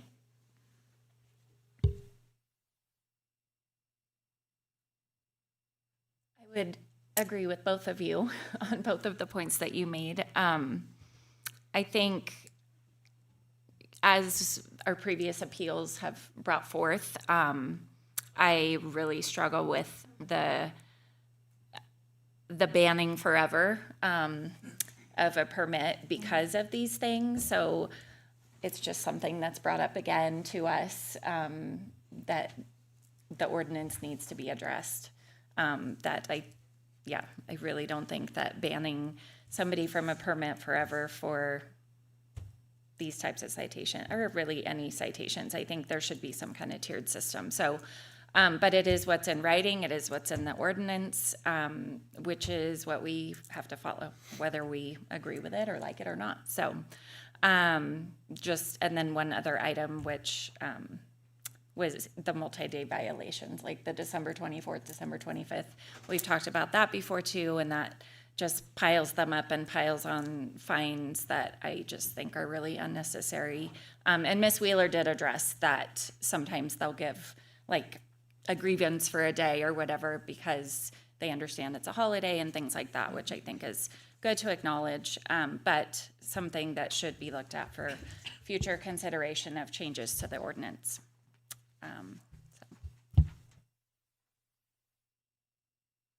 I too struggle with a lot of what's going on here with these appeals. I'm a constitutionalist, and it makes it a little bit more difficult because there are some definite issues involving. But having said that, I do agree with my people here.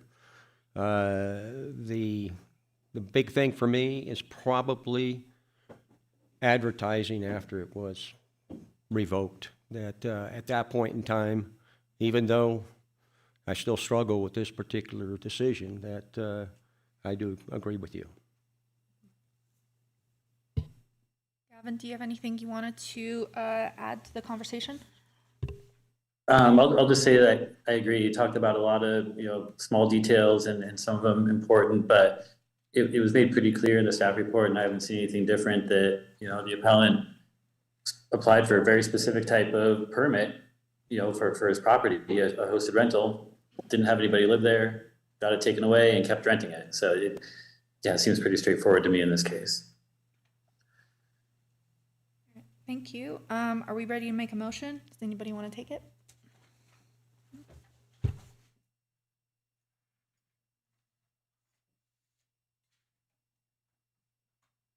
Okay, then.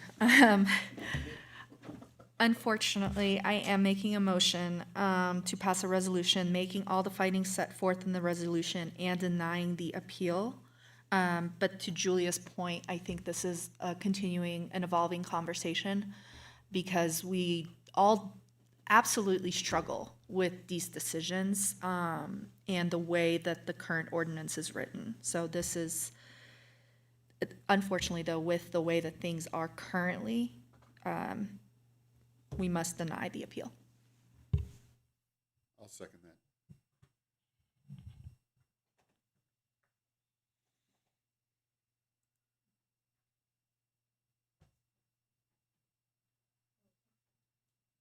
With Commissioner Feiger participating remotely, we will do a roll call vote, starting with Chair Vuorchek, Yes. Vice Chair Luxinger, Yes. Commissioner Feiger, Yes. Commissioner Imhoff, Yes. Commissioner Williams. Yes. Okay, that motion carries and the appeal has been denied.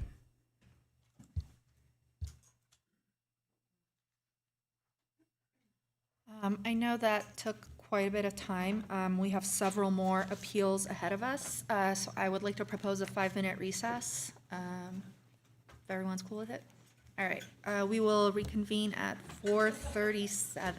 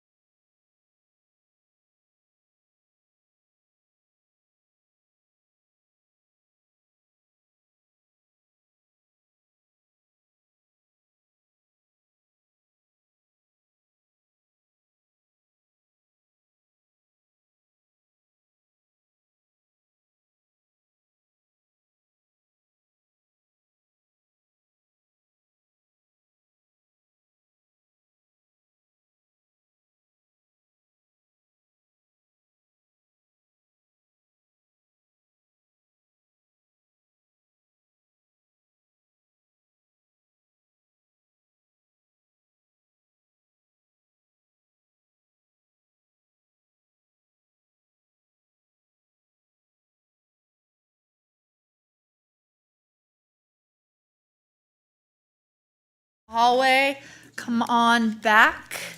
We're gonna try and kind of settle back into this.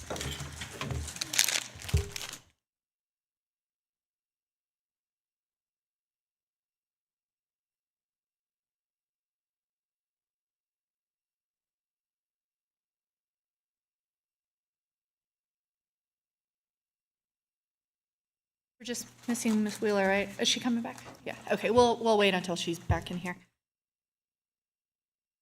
Actually, maybe not, because we are going to have one more exciting rearrangement. We are going to bring item 3 up next, just because it'll be a little quicker, which is our annual Planning Commission and Airport Land Use Commission report, which is required. So we don't need Ms. Wheeler for that. Let's go. Oh, do we need a public comment before that? Probably. Sorry, Dan. Sorry, can you repeat the question? Annual Planning Commission, Airport Land Use, I still need public comment first, right? They can give the presentation, then we can take public comment. Perfect, thank you. As long as we do it during the item.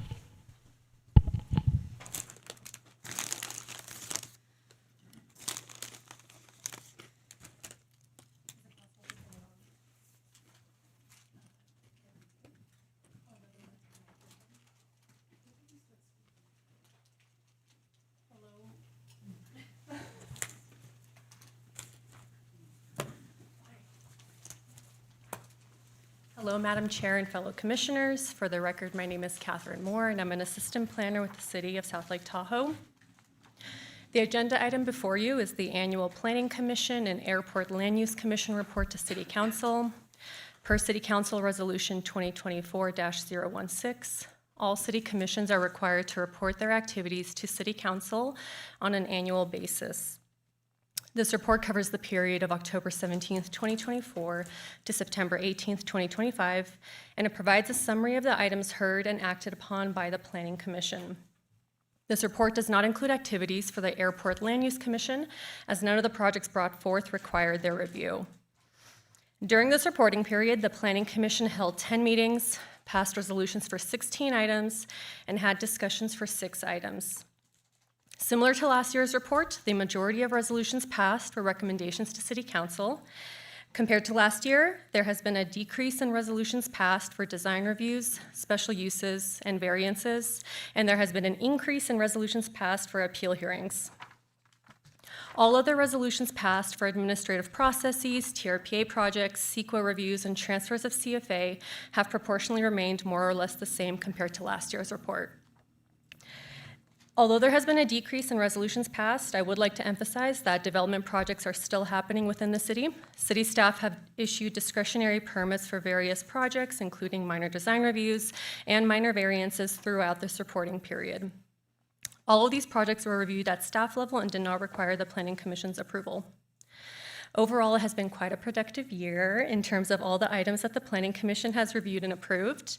Some items that I would like to highlight are providing guidance and feedback on the Midtown Area Plan and pre-approved ADU plans, recommending the draft employee housing ordinance and amended timeshare ordinance to City Council, and approving the following development projects: a new multifamily dwelling at 1050 Fremont Avenue, a commercial redevelopment and addition at 2280 Lake Tahoe Boulevard for Tahoe Cider Company, a commercial addition at 2705 Lake Tahoe Boulevard for Tahoe Fly Fishing Outfitters, and a new affordable housing project at 3900 Lake Tahoe Boulevard.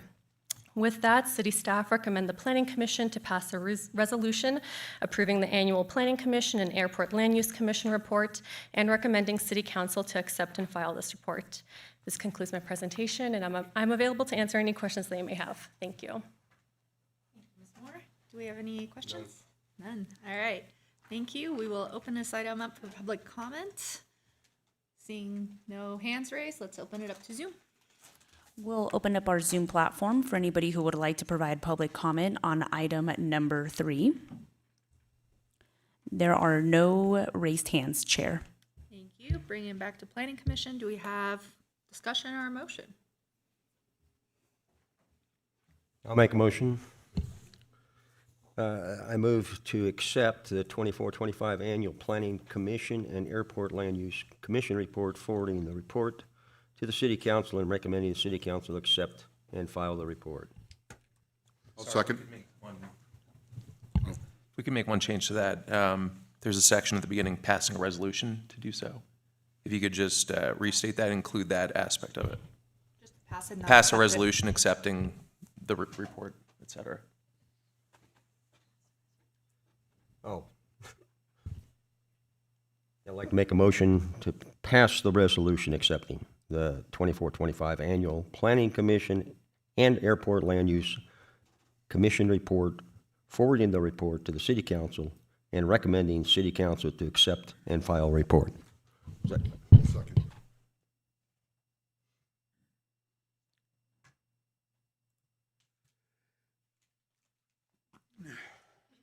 Okay, with Commissioner Feiger participating remotely, we will do a roll call vote, starting with Chair Vjorchek, Yes.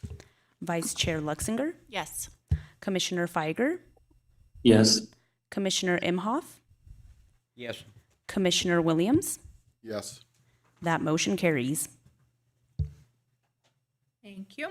With that, we will continue to our last three items. So all three of these items are vacation home rental application denial appeals. Therefore, they will follow the same procedure as the first item of new business today. I know we're all very familiar with it at this point, so I'm not going to go back through the rules. We'll just get started. Our first appeal is regarding 3132 Fresno Avenue, and we will first hear some background. And I do want to confirm that the notice of the appeal hearing has been given to the applicant. All right, with that, let's go ahead and hear some background information from staff.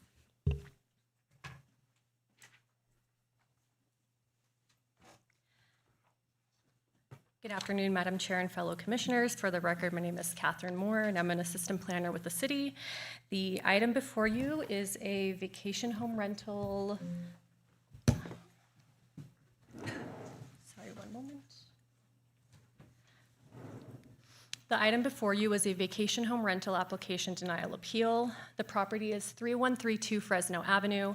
The appellant is Mr. Nicholas Holzman. Their first application was submitted on June 23rd, 2025, which was the first day that applications could be submitted for preferred applicants. On July 14th, 2025, this application was rejected due to an unpaid citation and a delinquent transient occupancy tax payment. After paying the outstanding fees, the appellant reapplied with a second application on July 15th, 2025. On August 11th, 2025, this application was rejected and the property was deemed ineligible due to the 150 feet buffer rule. That concludes the background for this item, and additional evidence will be provided during the next portion of the appeal. Thank you. Thank you, Ms. Moore. So next, we will hear an opening statement or any remarks by the appellant or their representative, followed by questions from commissioners or staff. Do we have the appellant here? Come on up. I did send a PowerPoint in. How do I drive this bad boy? Just one moment, let me pull that up for you.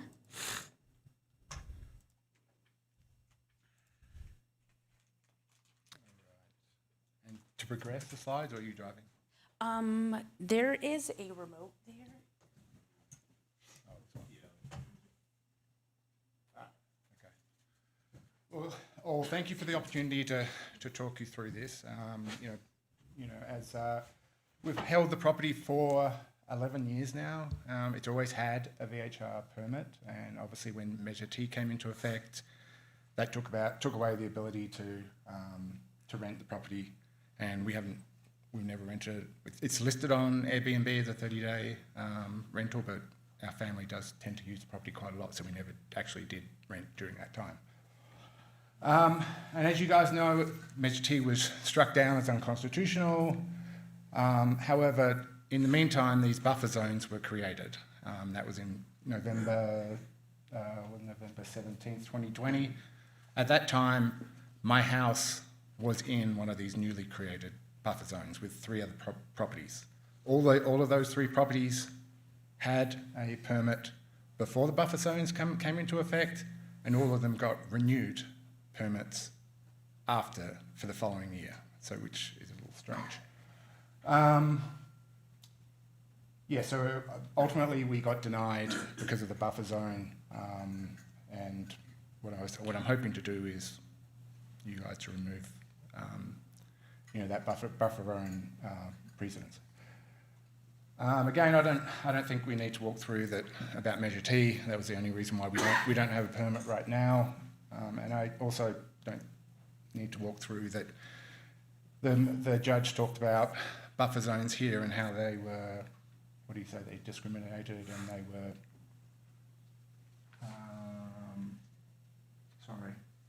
They were not legitimate and discriminatory. So again, at the time in 2020, when these buffer zones came to effect, our property 3132 Fresno, as well as those three properties there, they all had permits. And here's a shot of the map here. So we're in the middle there, and now Alameda, 788 Alameda is the only property that's got a permit, and now we can't get a permit. Myself and the guy across the road have been talking about this. We can't get it because 788 has got it under the permit, under the buffer zone reason.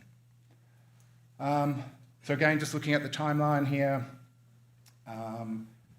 it was purchased in 2012. It had an existing VHR permit then, and we have always had a permit as long as we've had it.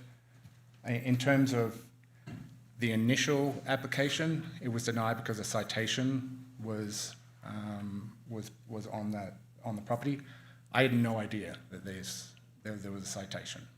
So when I was pretty shocked on the 14th, I went down to the police station to figure out what was going on, and then I got a copy of, and in the packet it shows what the citation was. It was for parking. One of our guests had actually got a fine. We actually paid the $500 fine. What was outstanding were the administrative fees put on top of the fine that we paid 7 years ago.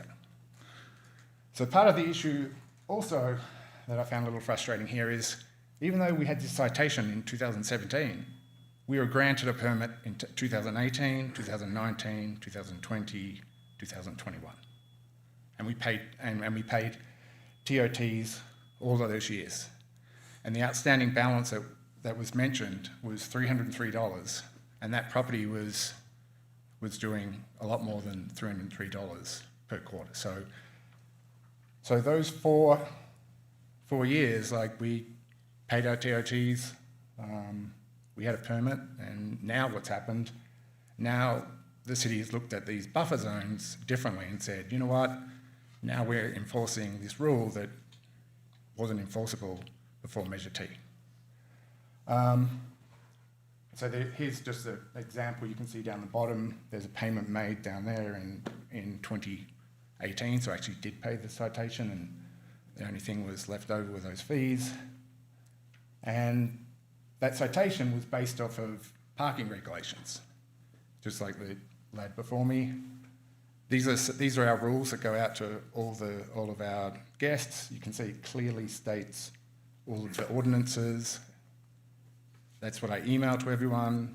I have a link to your site, so I even put boulders in front of the house and put signs in front of the house. So as a homeowner, it's pretty frustrating, and then to sort of go back in history and then say, this is the reason why you can't have a permit now, it's a little frustrating. So that's the end of my presentation. I hope you guys take a look at this buffer zone as well as the parking situation, because I think that this is a little problematic. I think that, even as you said, if friends come over, if someone does have a dinner party and someone's drinking and they leave their car there, it's problematic. And that's the end. Thank you, Mr. Holzman. And I have a question for you. Do you happen to have any idea of what the 150-foot buffer actually encompasses from the one permitted short-term rental in the neighborhood? Or in your, so you said there were 4 properties that had short-term permits. Yep. After Measure T, now there's only one property which has it. Do you have any idea what the 150-foot buffer from that looks like? If I go back to those slides. I'll pull that back up for you.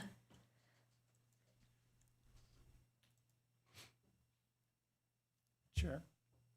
We actually have that exhibit in our presentation that we can show. Never mind.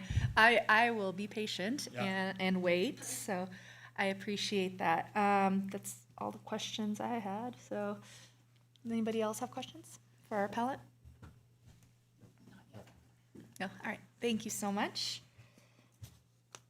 And in that case, we'll move on to our evidence or testimony from staff members concerning the issues raised surrounding the matter. And this will be followed by any questions from the appellant or the commissioners.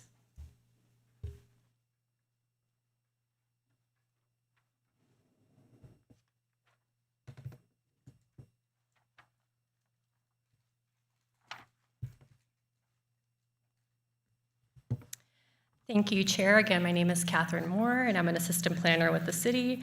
I'll start by going through a detailed chronology of events and then responding to Mr. Holzman's appeal letter.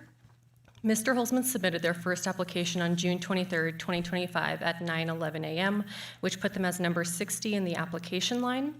Because the property had a previous and valid vacation home rental permit, the applicant was eligible to submit a vacation home rental application during the 60-day preferred applicant period, which, as mentioned before, started on June 23rd, 2025. On July 14th, 2025, Mr. Holzman's first application was rejected due to an unpaid citation from 2017 and a delinquent transient occupancy tax payment from September 2021. After all the outstanding fees were paid, Mr. Holzman submitted a second application on July 15th, 2025 at 8:25 p.m. This resulted in their application being number 474 in the application line.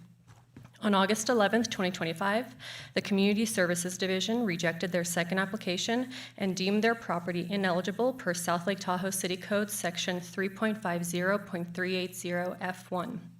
This code section pertains to the anti-clustering requirement in the current vacation home rental ordinance, which states that a vacation home rental shall not operate on a parcel located within 150 feet of another parcel outside of the tourist core area plan with a vacation home rental permit.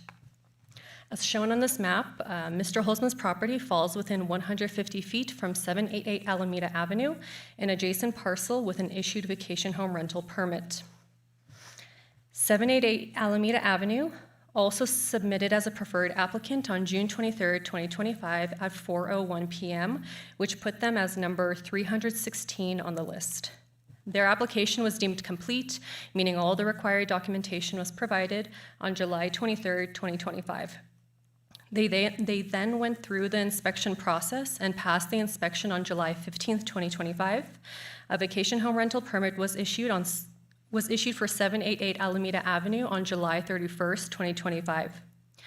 On August 26, 2025, the city clerk received an appeal form from Mr. Holzman regarding the vacation home rental application denial. This appeal form included a letter from Mr. Holzman with comments for your consideration. This letter can be found in attachment 4, and a summary of these comments are also provided in the background section of the staff report. I would like to respond to some of these comments. Mr. Holzman's first point in support of their appeal is that they had a valid permit prior to Measure T and were eligible to reapply as a preferred applicant on June 23rd, 2025. The city does not disagree with Mr. Holzman, and they were indeed a preferred applicant because they previously held a vacation home rental permit.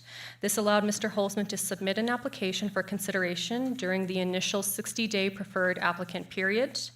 After further analysis, the Community Services Division discovered that they had outstanding fees and thus rejected their first application.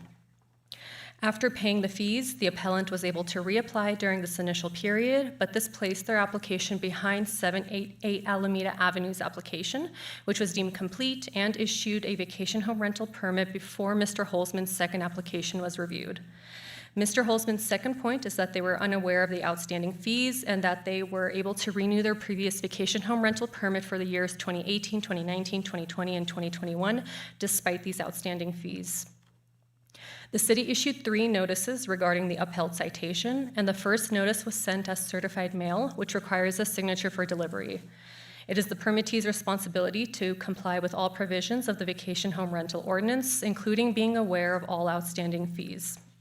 Mr. Holzman's third point is regarding the unfairness of the 150 feet buffer rule and how it is only being enforced on their property. The city reviews all vacation home rental applications per the general provisions outlined in South Lake Tahoe City Code Section 3.50.380. Subsection F1 in the general provisions states that the 150 feet buffer requirement applies to all parcels outside of the tourist core area plan, which includes 3132 Fresno Avenue. That concludes my presentation. Thank you. Does the appellant have any questions, or do we have any questions for Ms. Moore? No? All right. In that case, Mr. Holzman, come back up. This is your opportunity to go ahead and make any rebuttals or ask any additional questions, make clarifications, or make a final statement. Yeah, my question was not around the buffer zone and being selective on me. It was, I had a house with a permit under the existing buffer zone. And I had one for 2020 and for 2021, right? And then the rules have changed since Measure T has come out of effect. So that was my comment. It was the goalposts have been moved. So that's my point. Any questions? Thank you. I appreciate you asking. I don't have any further questions. Does it, Juliet? Go ahead. Could I just clarify with staff or Mr. Holzman? Both 788 Alameda and Mr. Holzman applied for the permit on the same day, which was the opening day. And then once Mr. Holzman learned about citations that he was unaware of after several years of renewing his permit and never getting any extra fines in the mail, he was then denied, and then that pushed him into this buffer zone category, correct? Yes, that is correct. That is Okay, thank you. Unless Gavin has any questions, I keep forgetting about him. No, I think so. I can chime in if I have any questions. No, this is just so similar to the one last month. No questions. All right. Thank you very much. In that case, we will open this item up for public comment. Thank you. Seeing no one in the audience, let's open it up for Zoom. We'll open up our Zoom platform for anybody who would like to make public comment on item number 2. No raised hands, Chair. Thank you. We'll bring it back to the commission. So as Gavin mentioned, we had a very similar case last month. And it does seem odd to me that Mr. Holzman was not aware of the fines, especially as he mentioned the permit was renewed on several different occasions. However, I don't know that it ultimately makes a difference considering the current regulation with the 150-foot buffer does preclude him from being able to short-term rent the home regardless of the reasons behind landing in that situation. This one gives me heartburn. I feel like the city could have or should have notified Mr. Holzman of the fines if he had any outstanding balances.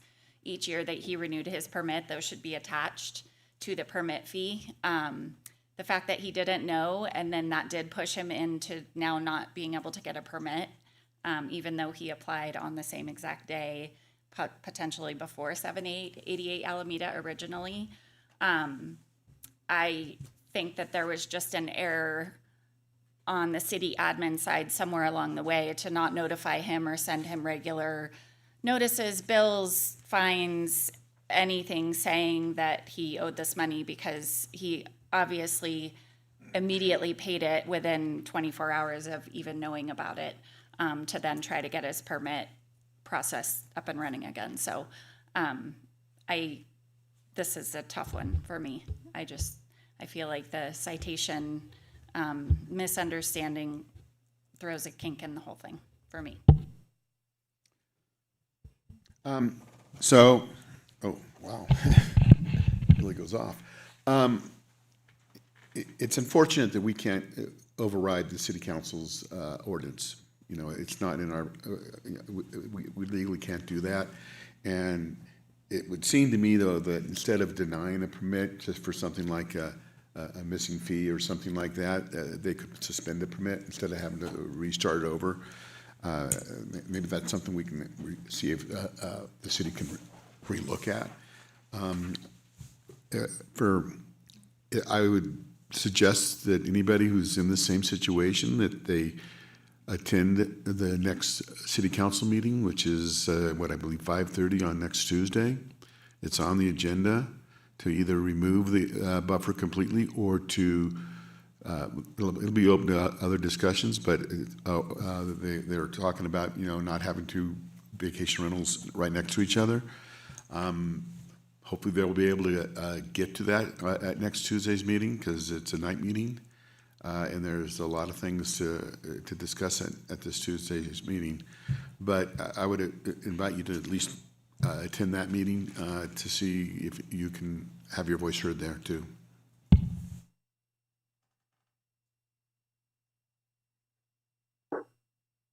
Yeah, I can't reiterate the discussion with Doug there as far as talk to your council people. This hopefully will be resolved in the future, but unfortunately right now it's not.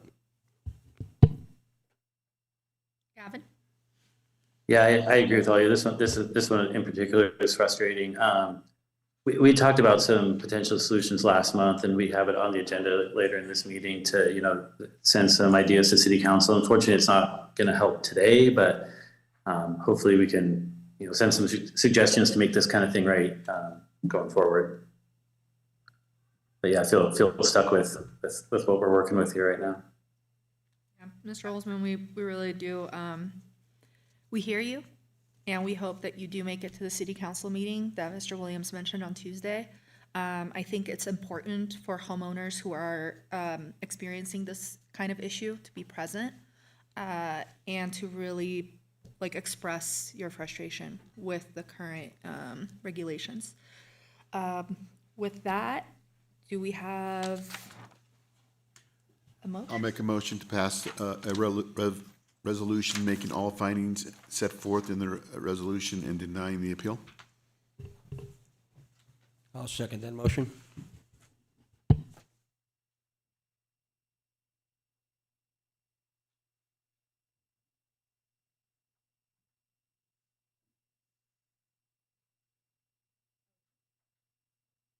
With Commissioner Feiger participating remotely, we will do a roll call vote, starting with Chair Voracek.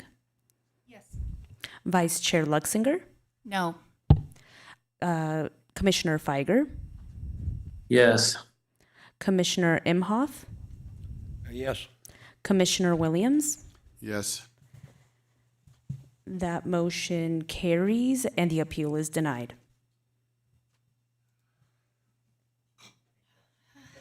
Thank you. Sorry. Yeah.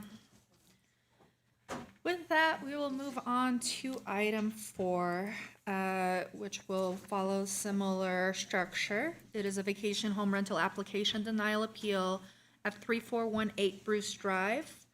And we will, well, first I'm going to go ahead and state that the appeal hearing notice has been given to the applicant. And we will go ahead and hear from staff to get some background on this appeal.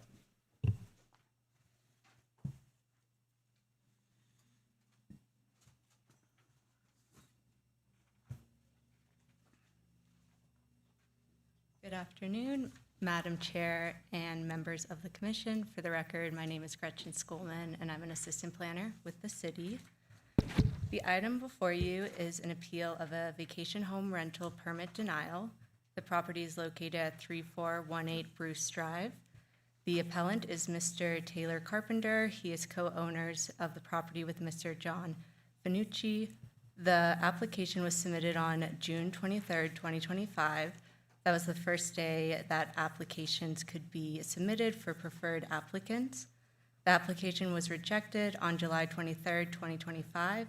The Community Service Division deemed the property was not eligible for a permit due to 3 upheld citations and no outstanding fines on a VHR citation. On August 4th, 2025, Mr. Carpenter filed an appeal with the city clerk. That concludes my introductory remarks, and I will provide further evidence in the next portion of the appeal. Thank you. Mr. Carpenter, if you are here or have a representative here, please come on up, and we will hear an opening statement or any remarks with any evidence or testimony regarding your appeal, and then the staff and commissioners may ask questions.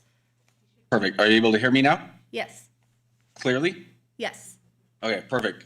Thank you for your time, Commission. I'll first start off by starting at the beginning of our VHR kind of life as a owner of a VHR. Back in 2015, we obtained a permit in 2015 by going all through the regulations and everything that had to be done back then. When the city created the strict Aura Muni Code ordinances in November 2017, we successfully completed the inspection that was made mandatory by the city, I believe in 2018 when our permit was up in 2017, or when we got the permit in 2017 and it expired in July 31st of 2018. And so that starts the process because that's all the Muni Codes, and that's when Measure T was going on and the battle and the hostilities, and it's basically 50-50 in the city. And that's when basically all these citations that or calls, or not all, but 3 citations that we got started, because prior to the super strict Muni Code violations, we didn't get any complaints from the police department, anything like that. All right, so I'll start with the first violation on December 30th, 2017. It's basically just a month after the Muni Codes were enacted. It was cited for too many cars on the street in front of our house. We don't deny that. The renter had a couple of friends come over and visit while she was staying at our VHR. We can't defend that, but what is defensible will be in a couple minutes, I believe. 4 days later, Maureen Stallman was the person in charge of VHRs, emailed us notifying us of the violation. She attached 5 documents to our email, or to the email. Those attachments are the copy of the citation, which the citation number is VHR 06658. And I'll just refer later on, it's just 58, which was issued to John Finucci, my co-owner, and sent to his personal residence. And the other 4 attachments are the copy of the back of the citation, the incident card of the officer or CSO that filled out the card at the time of the incident, the invoice for the violation that was later mailed in person to John Finucci for the amount of $1,020, and the form for how to appeal the citation. So that was our citation. There was another citation issued, I believe, to the guy or gal, I believe is a guy, that came and visited our VHR renter, because our renter was named Lisa Vincenzo. I later found out that there was another outstanding citation that is unpaid, to that person. He is named Robert Allen out of Antioch, California. That is the unpaid citation that the city is holding it against us. We have never, just like Maureen Stallman emailed us 4 days after the violation, she did not mention anything about this other citation that we were supposedly responsible for, that the city is now holding it against us. And subsequently later, we were issued permits in 2018, 2019, and 2020 without even getting notified, nothing in the mail saying there's an outstanding citation. That's not even our citation. It was issued to a Robert Allen. Our citation was paid as it was sent to us, because the other citation that's still outstanding ends in 57. There's no delinquent notice, no email from Maureen throughout the years, including other violations, or a couple other violations that occurred. I only realized this permit or this citation was outstanding because of this denial of this permit process. And so going forward, our second violation happened on April 1st of 2019. Again, indefensible. It's just a noise violation. It happens. It happened. We got cited. Renter was cited. Must have paid the citation. We were cited. We paid our citation.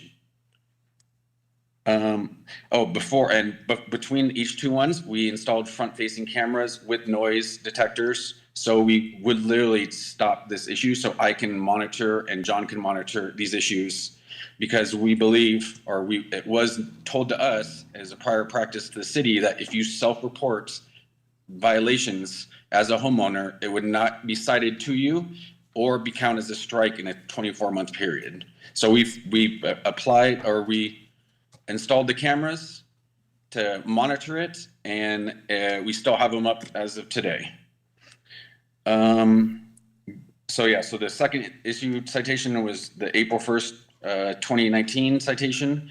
Like I said, both citations were paid because it was issued to the renter or whoever, and then us.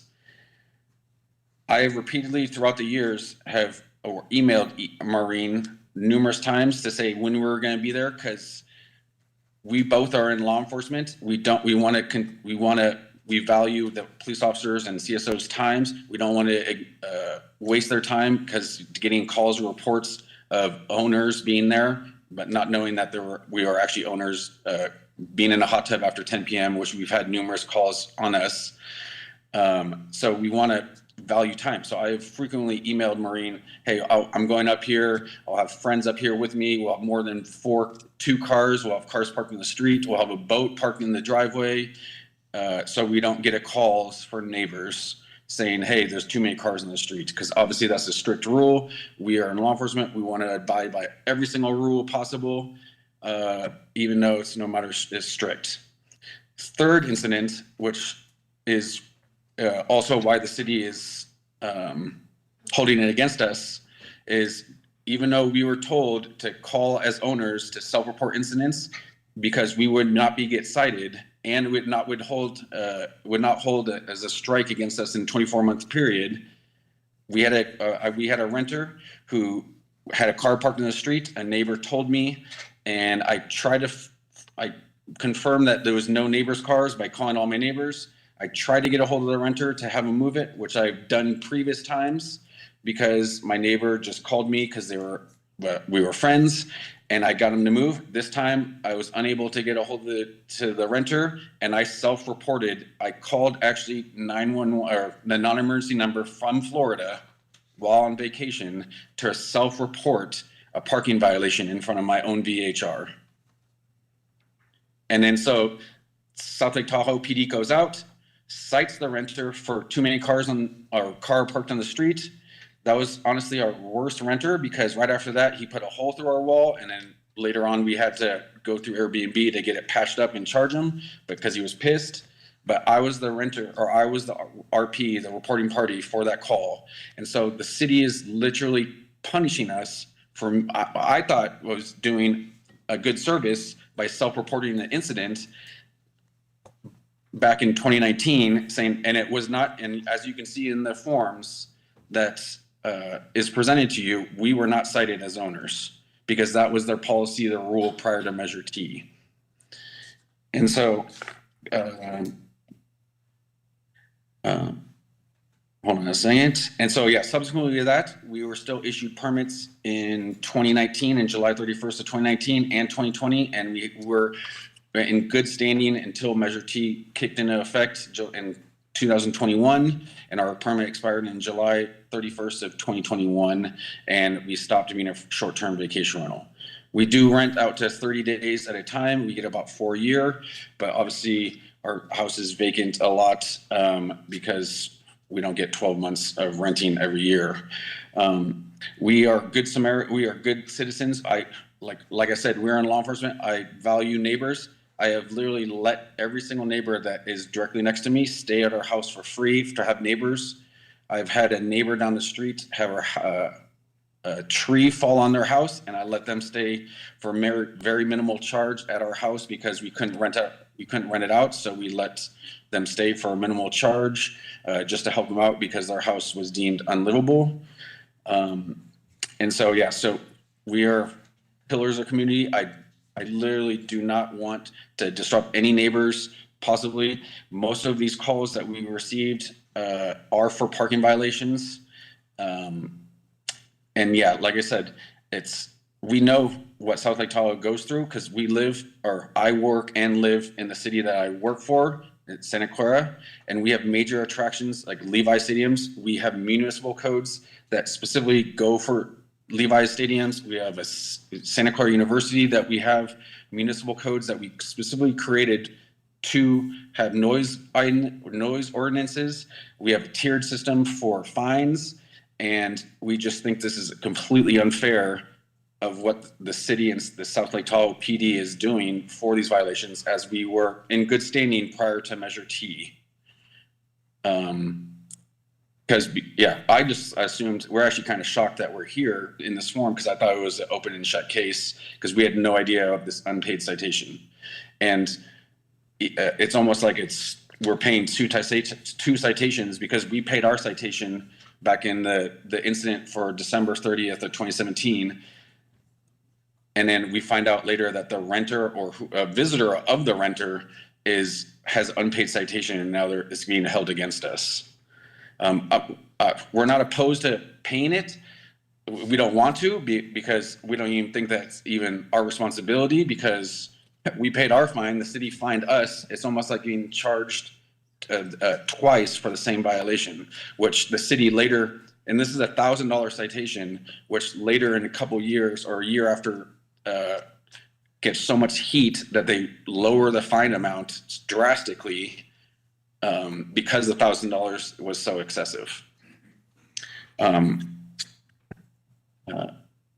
so I completely understand that this must be hard for the police department and the city. I used to literally work in the unit that dealt with almost the same exact issues for around the university for noise ordinances and other issues.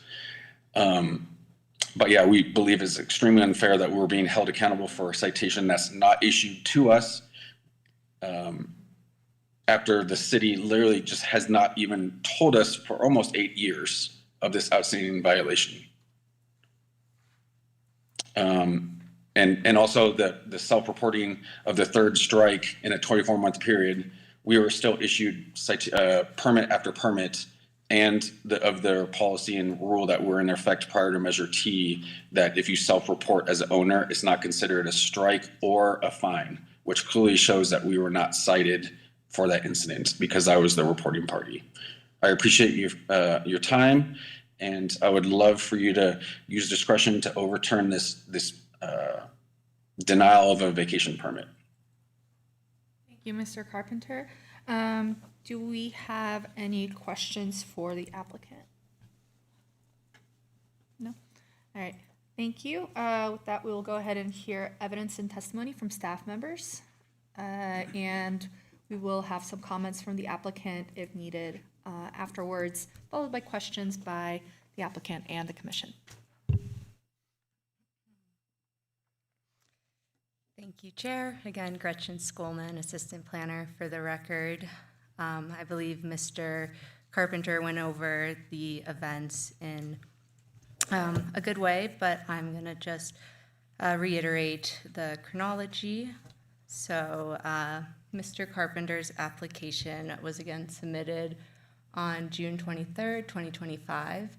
Previously, he did have an open VHR permit, which was closed on September 2nd, 2021, pursuant to Measure T.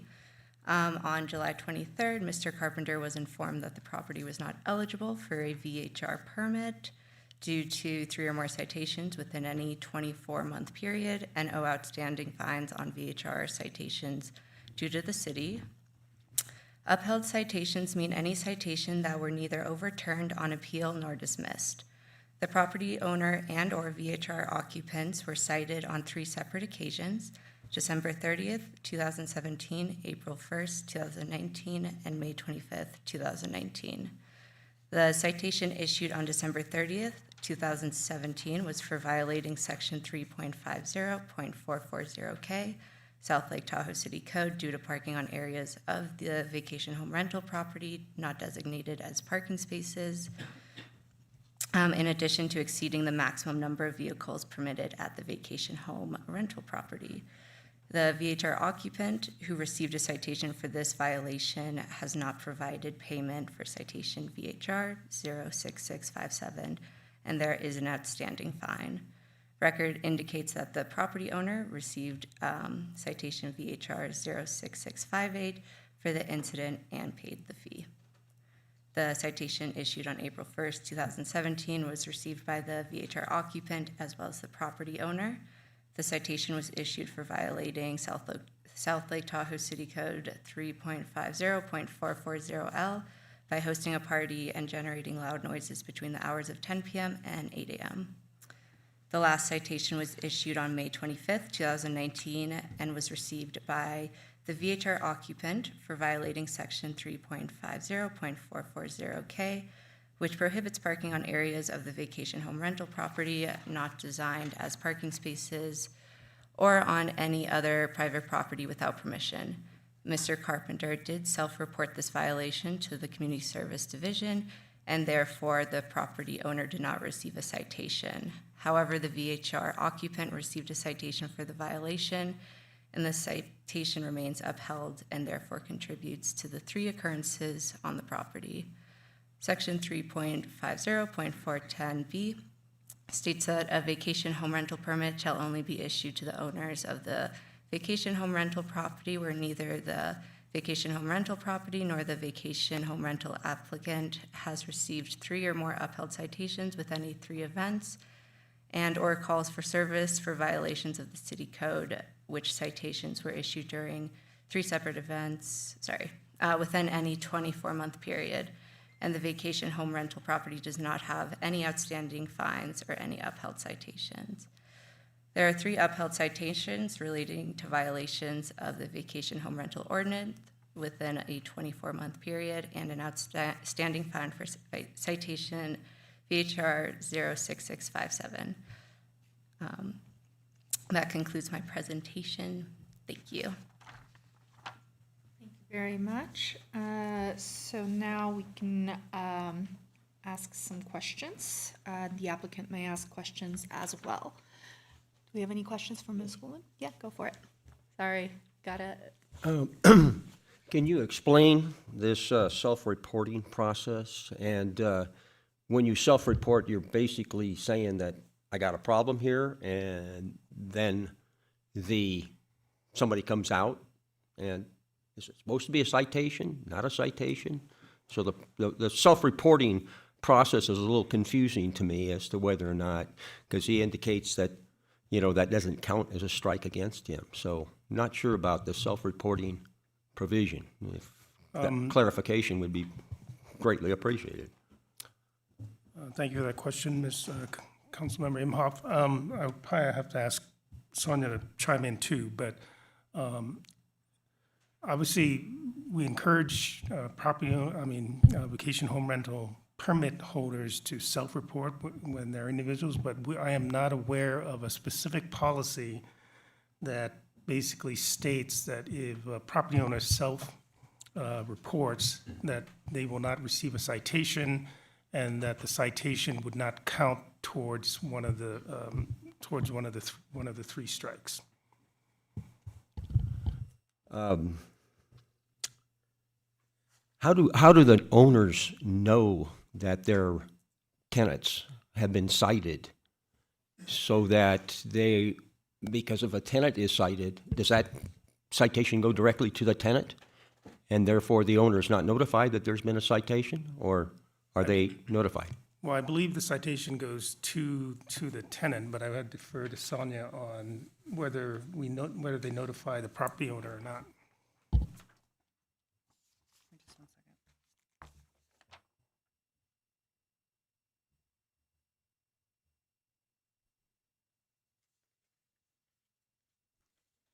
Sorry about that.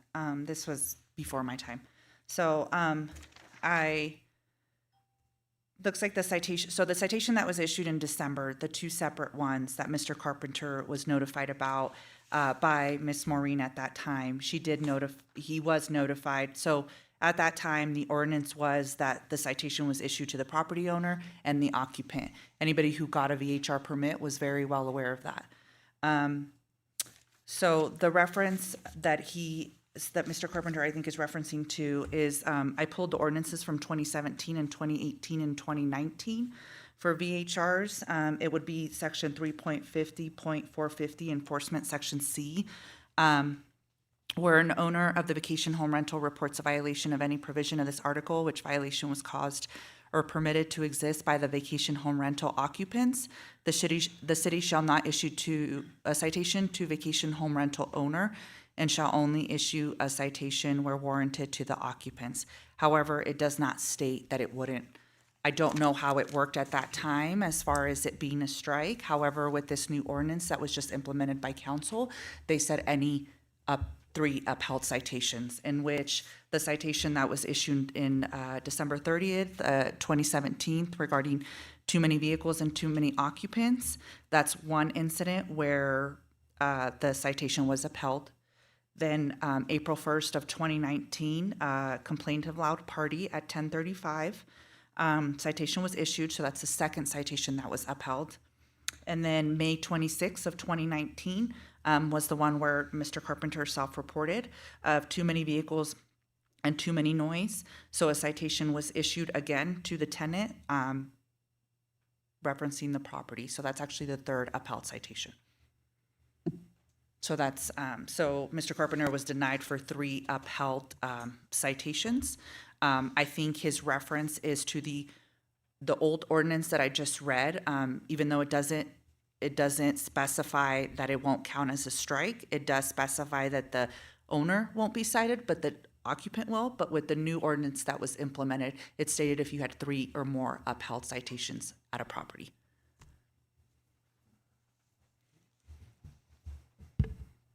I just have a quick question on self-reporting also.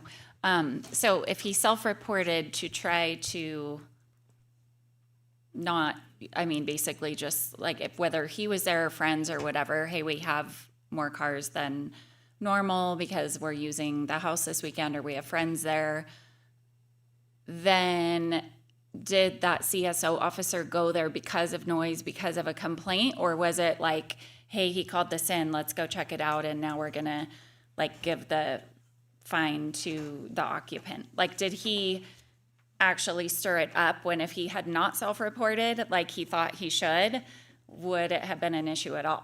And he may not even have a 3rd citation. Did it draw attention to him by self-reporting, I guess is my question. Maybe, and who knows, because it was so long ago and probably. No, well, it doesn't matter if it was long ago, we have the documentation. Okay. So Mr. Carpenter contacted our department and stated, there's too many vehicles and loud noise. And obviously he was contacting the department because yes, if he self-reported it, then he wasn't issued a citation. But protocol is if we receive a complaint, it doesn't matter who it is, we're gonna respond. The CSO responded and there was too many vehicles and there was too much noise. So you're asking if he wouldn't have called, he wouldn't have received a citation for the property, right? Well, possibly. I mean, well, yeah, maybe unless somebody nobody would else have ever complained. said anything. So Yeah, I think it's like he felt like he was doing the right thing, and then in the end, it's gonna deny him getting a permit in the future because, yeah, it just. Yeah. So unless someone else would have called, you're right. Maybe If maybe that's your nobody would question. have. However, we're going based off what the ordinance states now. Right. And so his application was rejected because our administrative staff was following the direction of city council. Right. Which was 3 upheld citations. Thank Yeah, you. there's no,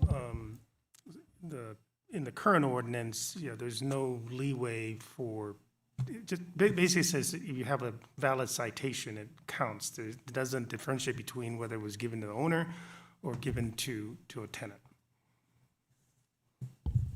Just like referring to the fact that he inadvertently brought it on himself and now has to pay for it several years later by thinking he was doing the right thing, and then it's the 3rd strike against him, which the current ordinance states that, yeah. Correct. It's There's just that- unfortunate. Correctly, there's that possibility that if he didn't self-report, that Right. there would have been no citation. Right. So, in the old ordinance, wasn't 3 strikes the case or not? And if so, then how come his permit was not revoked back then. To be honest with you, I'm not sure. I wasn't here around that time. I can't tell you. I just read what the ordinance state when Mr. Carpenter referenced the self-reporting. I can speak to that. So the ordinance 2018-1120, which was adopted August 21st, 2018, so prior to Measure T, did have the 3 citation requirement in there. So it's essentially the same as the one we have now. Neither the vacation rental property nor the vacation home rental applicant has received 3 or more upheld citations within the 3 events. So it essentially mirrors the same language. The property or the applicant, 3 upheld citations, you're not eligible. Sure, it sure seems like what we're telling the people is don't self-report yourself. Even though the city, John just said that they would like them to self-report, and the ordinance said that has something about self-reporting, but in essence, we're telling people don't self-report themselves, which I don't believe is what the city council is really looking for. I'm not aware of a reference to self-reporting in the previous ordinance or the existing one, so I just don't think it's addressed. I do It isn't in remember the it. new one. I do remember it in the old one. Well, and if Or he just- wasn't given a fine, if the owner wasn't given a fine, only the VHR occupant was given a fine, they said he wasn't given a fine because he self-reported in that 3rd citation.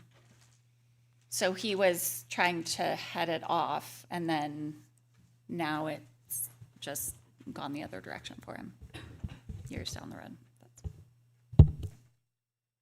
He believes that self-reporting was not something that would provide a fine or a citation for him. And the answers that we've gotten basically from staff, they're not quite sure. So it's kind of like, does tie go to the runner or not? Yeah. So we'll probably talk about that a little bit later when we bring it back. So right now, do we have any specific questions to the staff comments? Or does the appellant have any specific questions? I do have questions. Thank you. Does the city have any reason to doubt that my testimony about self-reporting was in fact the rule and policy back to prior to Measure T? Because it shows that I was not cited. God's green earth, swear on the hand of my Bible. That's what literally we were told as owners, vacation rental owners, because I was not cited because I self-reported, and it doesn't count as the 3rd strike if I self-report. And it shows that this Maureen Stallman reissued our citation just months later, because the last citation, supposedly the city is saying it's the 3rd strike, May 25th. Literally a month, not even a month, and like 2 months later, she's issuing us another permit, and then another permit in 2020. So I want to. Does the city have any reason to doubt that that's not true? Because they honestly, they don't know. 100%, I'm certain that was the rule. Sorry, so I just didn't have time to read the entire 2017, 2018 ordinance, but it actually states right here under section 3.50.410, and that's for the ordinance for 2017, 18, and I can't assume 19. However, review, issuance, and denial of vacation home rental permit applications. Number 3, neither the vacation home rental property nor the vacation home rental applicant has received 3 or more upheld citations for violations of the city code. For purposes of this section, upheld citations mean citations which were neither overturned, appealed, nor dismissed. So I'm not. That's not. I asked you, is there any reason to doubt that the rule back then was that if owners self-report, that it's not a fine and it's not a strike? Because it clearly shows I was not cited because that was the rule back then. Correct. That was correct. Yes, I read the rule and the ordinance that I read to you, or read to the planning commission, where if you report a violation, the homeowner is not cited. However, nowhere does it state that it does not count against your strike. So, Okay. So again, our administrative staff, I just want to reiterate that our administrative staff reviewed the application. The property itself, whether it was the tenant, the owner, had 3 upheld citations, which is why it was denied, and that's why we're here, because we're going based off the ordinance now. Commissioner, I have other questions. Yeah, go ahead if they are specific to sort of what the information staff has provided. Any statements or any additional arguments would be next. Yep. No, they're not statements. So why were we as a VHR issued permits after the supposedly 3rd strike, after the city staff just mentioned that it was still active, the 3 strikes? Why were we not still issued after the 3rd strike? At that time, our administrative staff did not issue those permits, so I can't speak on behalf of the administrative staff at that time that issued the permit. But currently, our administrative staff is following policy, and policy states to deny permits to anyone with any property with 3 or more upheld citations. So again, I cannot speak why you were issued a permit back before when our current administrative staff issued permits. So our current administrative staff is following city council's orders, and because of that, the property was denied a permit. It has nothing to do with why one was issued 7 years ago. I cannot speak on that. Okay, next question. What efforts has the city or police department done to collect outstanding citations issued to renters or occupants, including in this instance that you are holding a citation under over our heads issued to the tenant, or not even, I don't even believe it's the tenant, I believe it's the visitor of the tenant named Robert Allen. And what measures have you done to collect that? The police department contracts with the third party. It's called Citation Processing Center, and they're the ones that notify for the delinquency notices and the franchise tax board. Okay, and this is the last question, and the board member brought it up, or the commission member brought it up. Why would anyone, including myself, call 911 or non-emergency number to self-report any crimes in the future? I'm sorry, that doesn't have anything to do with why we denied the application. And I apologize, and I understand your frustration, but we're solely going based off city council's direction. So whether you choose to do the right thing moving forward, that or any other property owner, that's entirely up to the property owner. We cannot dictate who decides to self-report or not. Thank you for your time. Thank you. I don't have any additional questions. Yeah, go for it. One more question. Just to clarify, if the unpaid citation from Robert Allen was paid, say by Mr. Carpenter or the property owner, does that then allow them to get a permit or no? No, Is it because still, he it's was still issued it. So Okay. the basis at the beginning was the 3 upheld citations. Again, we're following city council's order at this time, whether we agree or don't agree with it. So it was 3 upheld citations. Once we found those citations that were upheld, we found that there was additional fees that had not been paid. Okay, thank you. Thank you, everyone. So next we are going to have Mr. Carpenter. If you wanted to provide any additional evidence or testimony or a closing statement, you may do so at this time. I don't have any additional evidence. I would just like the commission to see what I said about the 2 different, I guess, supposed things that the city is denying the permit for, and use their discretion, because one is just downright unfair. The city has not proven that they've made any attempts to tell us, including the email from Maureen Stallman on January 2nd, 2018, that there's another citation. I was very aware that the renter is cited and we are cited, just like this city employee said earlier. What we was not made aware was that we were responsible for the citation of the tenants as well. And if you know Airbnb and VRBO, you have 14 days or less to submit a claim to on the renter to get any monies back for any fines, damage, anything like that. Why would any renter that goes up to South Lake Tahoe pay any fine, any municipal code violation that the police department, a community service officer, or an officer cites them for? Why would you allow the renter to just go unpaid and not hold them accountable? Because we paid our citation that the city cited us, because the citation doesn't go delinquent until 30 days. After 14 days, the property owner, the VHR owner, is pretty much screwed from getting any money back from the renter, according to VRBO and Airbnb. And so all the renters have to do when they go up South Lake Tahoe, they get cited for parking violation, NORS are in names. Just wait 14 days. Once that 14-day grace period is gone, don't pay the citation. Now the owner's on the hook for not just one, but 2 cites for the same violation. So I would greatly use discretion, because this is downright unfair, and I don't even think it's constitutional, because the $1,000 citation was clearly dropped to $250 later on after they got so much flack for $1,000 parking fines. So I thank you for your time, and please use your discretion to hopefully overturn this VHR denial.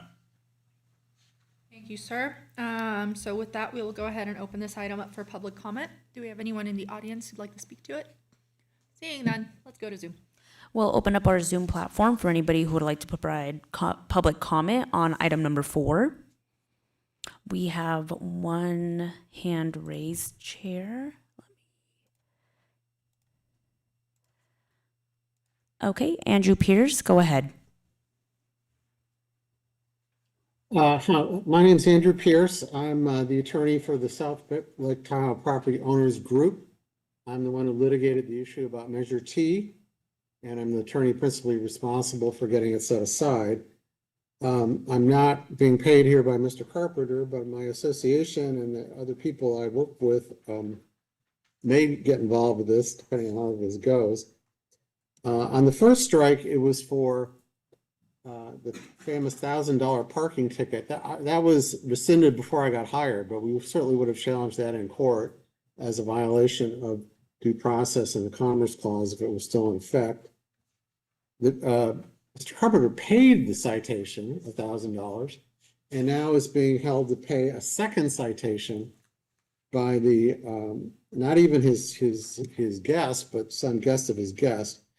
And I think he said he'd be willing to do it, but I don't think the commission should enforce that. More importantly, he's testified here, from what I've heard, that he was told if you self-reported, it doesn't count as a strike. And nobody currently with the city has contradicted that. That may well have been the policy that they told people back then. Certainly they didn't cite him, and the code section at the time said, we won't cite you if you self-report. The rule about renewal was exactly the same then that it is now. I've litigated this law a lot, and I happen to have a copy of it in my office here. If there have been 3 or more upheld citations issued for violation at this vacation home rental property within a 24-month period, he could not renew.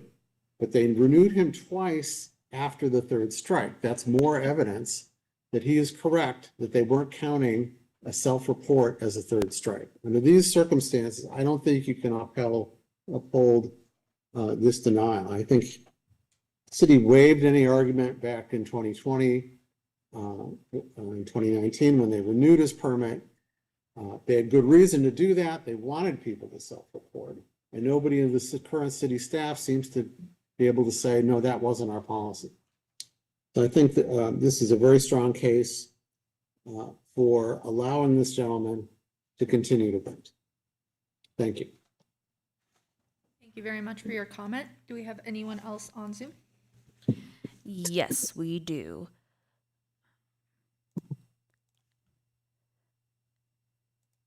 Okay, Alan Miller, go ahead. Yeah, I'd like to just echo that I support what Mr. Pierce just said. Self-reporting needs to be encouraged, and if it was at one time, it shouldn't count against this this property owner or permit seeker. And I think Mr. Pierce wrapped it up pretty well.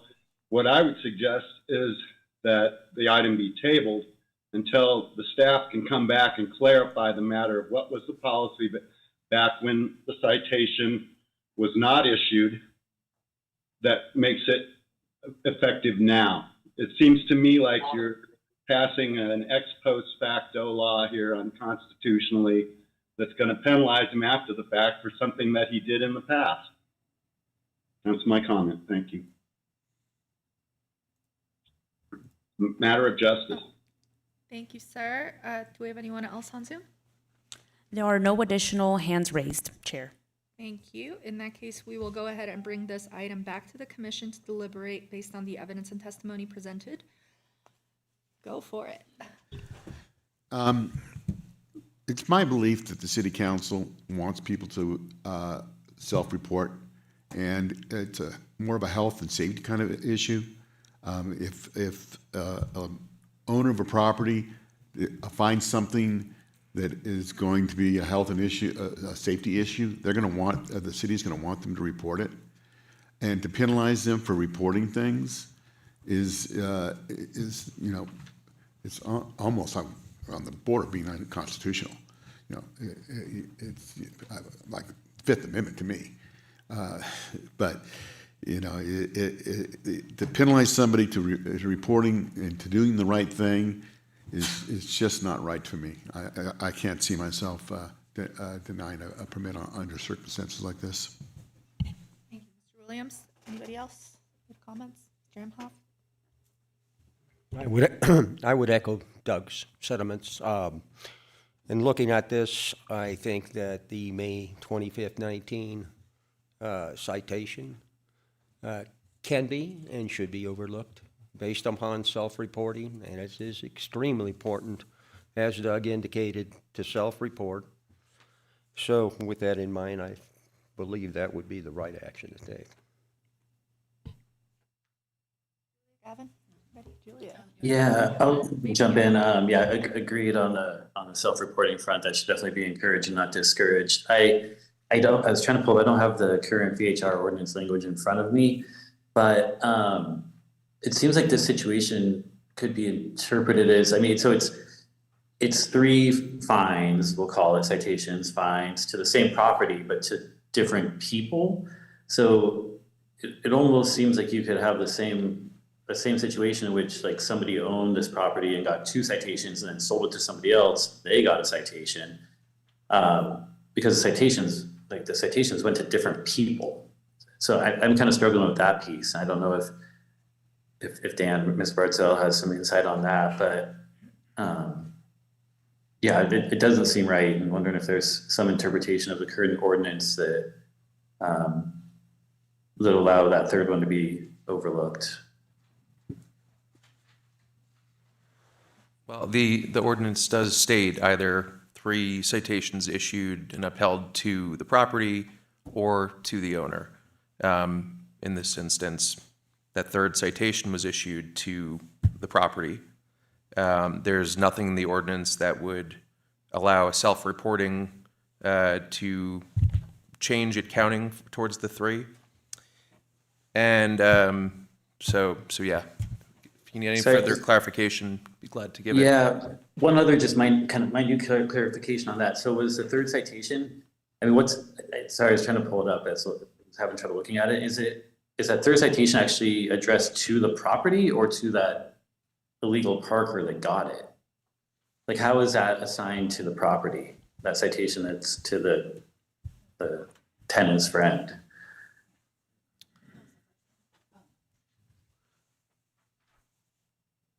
I think the best reading of this would be that if it's issued for conduct at that property, that it should be properly interpreted as being issued to the property. Thanks for the clarification. I just, going back to the self-reporting, I think that really needs to be clarified before I mean, I don't feel like I can make a good decision on this or approve a denial because there's just a real gray area there. He was what he thought was doing the right thing by self-reporting, and then his occupant ended up getting cited for possibly him calling it in. So I just can't get behind the fact that that would be the third one and that would get him, like, deny his permit. So. Yeah, for me, I think, I was thinking about this in terms of the gray area and the suggestion in public comment about bringing this, to the next meeting, and clarifying. In my mind, actually, it's pretty clear. I think that the fact that new permits were issued after that self-reported violation is basically a de facto agreement that that last violation was not taken into consideration and not counted as a third strike. And whether that is, an incorrect interpretation of the current ordinance at that time, or whether, it was, an incorrect, I guess, issuance of the permit by staff at that time or whatever, I think that that really gave this homeowner, he had no idea that this was an actual third strike that he had to think about, because permits were continuing to be issued. He had no reason to believe that by applying today, he actually had 3 strikes against him. He had every reason to think there were only 2 since he'd had permits before. So to me, I don't think that I need to wait for clarification. In my mind, I would actually like to make a motion that we will pass a resolution not making all the findings set forth in the resolution and approving the appeal. I'll second that. If you could bear with me for one moment, I think we need to review the resolution to make sure, see if there's any changes we need to make if we're going that direction. So bear with me for one moment. Should we take a 5-minute breather? That'd be great. 5-minute breather it is.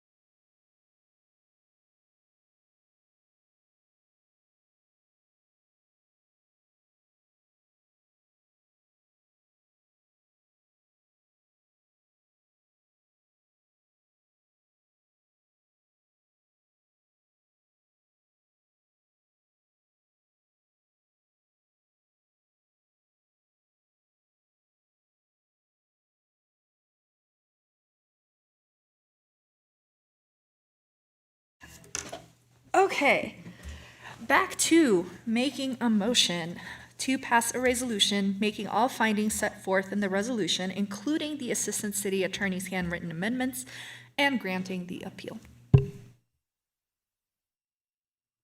I'll second it.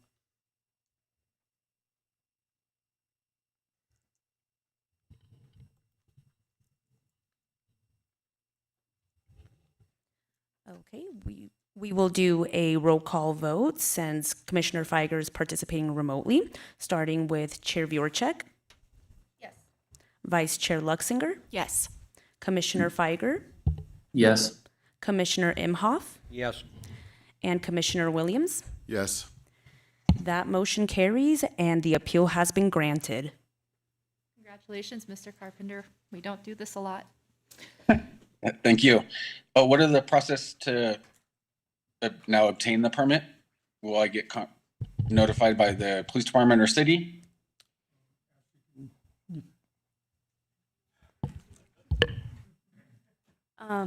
Ashley Galdi, Code Compliance Investigator with the Police Department. Currently, I do not have an answer for that, just because the conversation is continuing with council. So what I will do is discuss with our city attorney to see what next steps are available for this. And then, Mr. Carpenter, I'll go ahead and contact you via email like I have been. I appreciate it. Thank you for your time. All right, thank you, everyone. On to our last exciting item. This one is really just internal to the Planning Commission about vacation home rental ordinance discussion. I don't know, do we have any sort of staff presentation on this? No, but I just give a quick introduction. Yeah, per your request from last meeting, you wanted to, staff to put this item on the agenda for the Planning Commissioners to discuss the vacation home rental ordinance. If the commissioner chooses to make a motion to forward recommendations, there's a couple, one option is to appoint one member of the Planning Commission to report out to the city at the city council meeting during Planning Commissioner's report, or your other option is you can also put written recommendations and forward that to the city council. Question, if we choose to send one of us to report to city council, it's probably not going to be at this upcoming meeting on Tuesday, right? Or would it be? Yeah, actually, the commission can report, there's always an agenda item for commission reports at every council meeting. So the commission could choose to report at any council meeting, and it could be at this upcoming one. And is it's at the beginning, right? Yes. Okay. I believe so. Yeah. Yes, it is. Okay. All right, thank you very much. Is there anything else? It says responsible staff member Dan Barzell. Do you have any comments on this before we go to public comment? No, I think John mostly summed it up. I would just say if you do decide to go the written statement route, just let's be thinking of that as you're having the discussion, because we would want to have consensus on what that written statement will say. So basically be preparing it in real time here. Gotcha. It sounds like an English assignment. Okay, with that, let's open this item up to public comment, and we will limit comments to 3 minutes. And I see we have several interested parties. Come on up.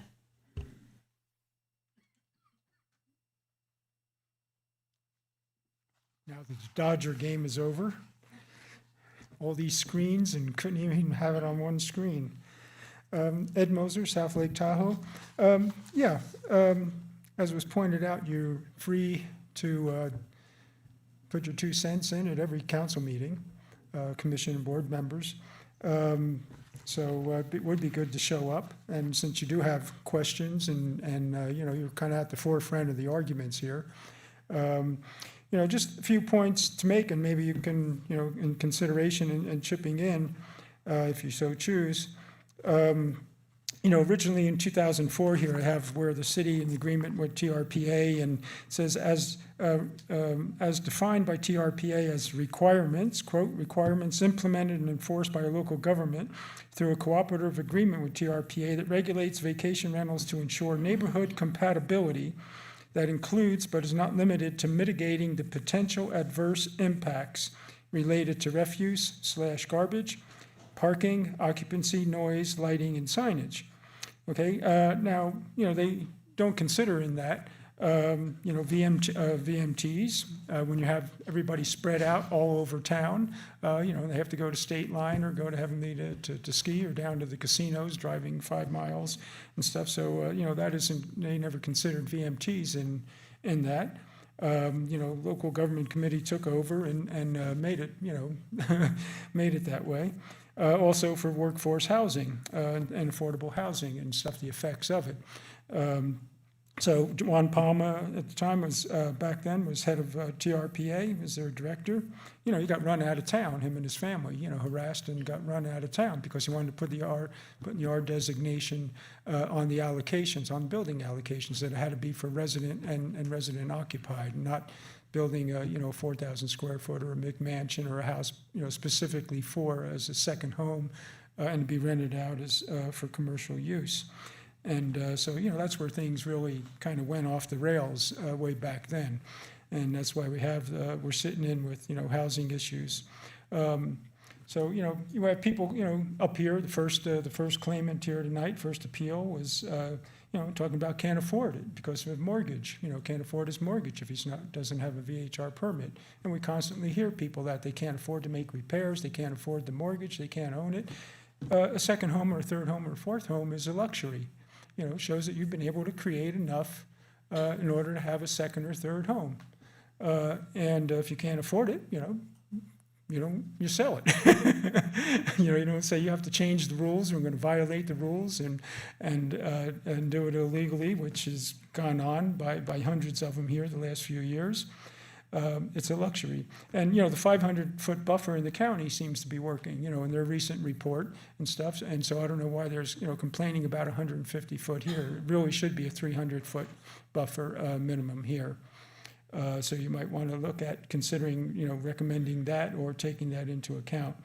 And actually, no permits really should be issued until Measure T appeal is heard. The city didn't want to go that route, and so the people in support of it there, and that pushed it through, and the voters approved it until that, because if that's upheld, then the city's got a lot of problems and a lot of money to hand back. So also, 9 seconds to go, but yeah, a lot of people, as they mentioned in the first appeal there, the gingerbread house and a number of places all through Measure T, there's been, in my neighborhood, everyone that had a permit was renting illegally, and even a number of them that weren't, never did have permits renting illegally, and there is a way you can enforce that. And the city and our legal department has never looked into that. Thank you. Thank you for your comments, sir. Oh, thank you, sir. Thank you both for your patience. I know this has been an exciting meeting. Juan, so with item number 6 about the vacation home rental ordinance discussion, I suggest that our council, or recommend to the council that they pass, put Measure T into law and just make an amendment to take out whatever the court ruled unconstitutional. Or if that's not possible, do a flat-out ban on vacation rentals, as they're a pain in the arse. They're problematic. They're affecting our quality of life. There's traffic, noise. I could go on and on. So either make a recommendation for the council to pass Measure T without needing to go through the courts any longer, or wait to see what the outcome of the appeal is, or to do a flat-out ban on vacation rentals. Or also, I'd encourage residents to do a new ballot measure and do it like City of New York and City of West Hollywood, that have a complete ban on vacation rentals, as it's just too much of a pain in the behind, and with all this going on. And also, banning vacation rentals is constitutional. The courts have upheld them, as in the case with the City of West Hollywood. And City of New York and other cities that have put a flat out ban on them. It'll save all this trouble. And let me see what else. Yeah,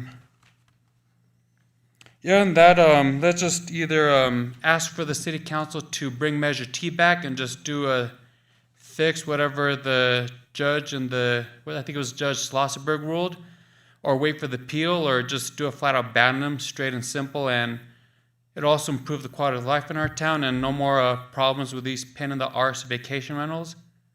And let me see what else.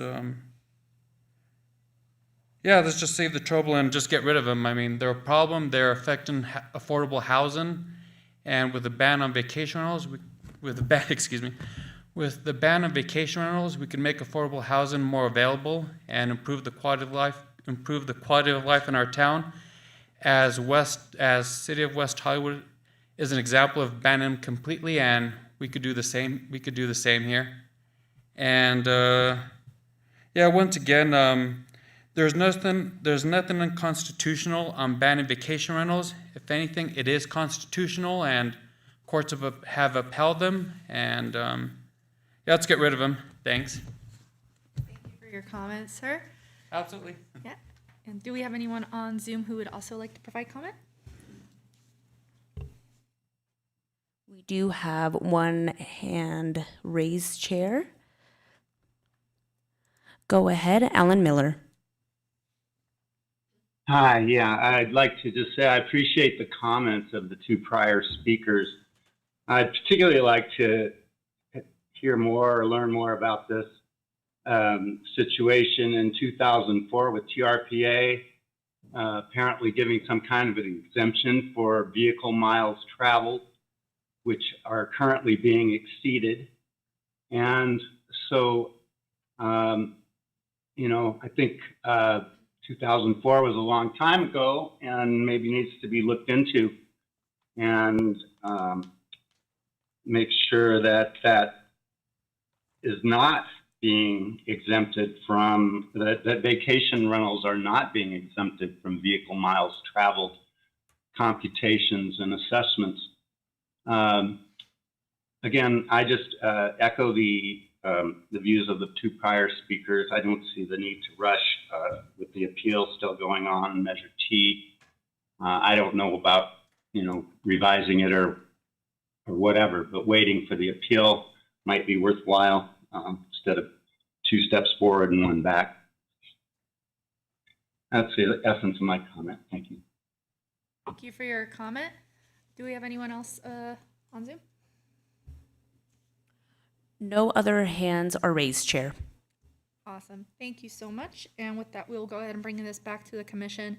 I think in this case, I know that we have, I'm sure everybody has kind of a comprehensive list, both from our previous meetings and then today's appeal and the questions it sort of raised. I think I'd actually like to start with Gavin and then kind of go through, because I have a feeling we're all going to have a lot of very similar ideas. So Gavin, do you want to start us off? Sure. Thanks, Natalia. Yeah, let's see, on process, I think it would be good to send in written comments and then have somebody present them also at the city council meeting. And then, yeah, category-wise, the ones that I have from last meeting and this meeting were the buffer and oh man, that was probably the biggest one was the buffer. Oh, and then the permanent ban was the other big one, where you can never reapply again. And then the one from today is this kind of third-party citations. I'm not sure what exactly to recommend around that one yet, but that I'm not sure. You know, it seems like a strange thing that they would be responsible for, and especially if they're not getting notified. I think that's it. Yeah. Yeah, those are my main 3. Thanks, Gavin. And I know these were really general, but I'm assuming with the buffer, you just want to bring up that it's not working, I'm guessing? Well, I think the process isn't working. Whether or not the council decides whatever they want to do with the buffer, it's led to a lot of confusion. So what I would recommend on that one is that if council changes something, changes something around the buffer that would then make properties that only got disqualified, the preferred rentals that only got disqualified because of the buffer rule. If the buffer rule changes, like if it goes away, say it goes away, I would like those properties to be able to apply again as preferred. If that was their only strike, was the new buffer rule. Does that make sense? It does, at least to Okay. me. Well, I'm sure we'll be talking about it later, especially if we do go the written route, because that is going to be challenging. Okay, let's just start on the left. Mr. Williams? Well,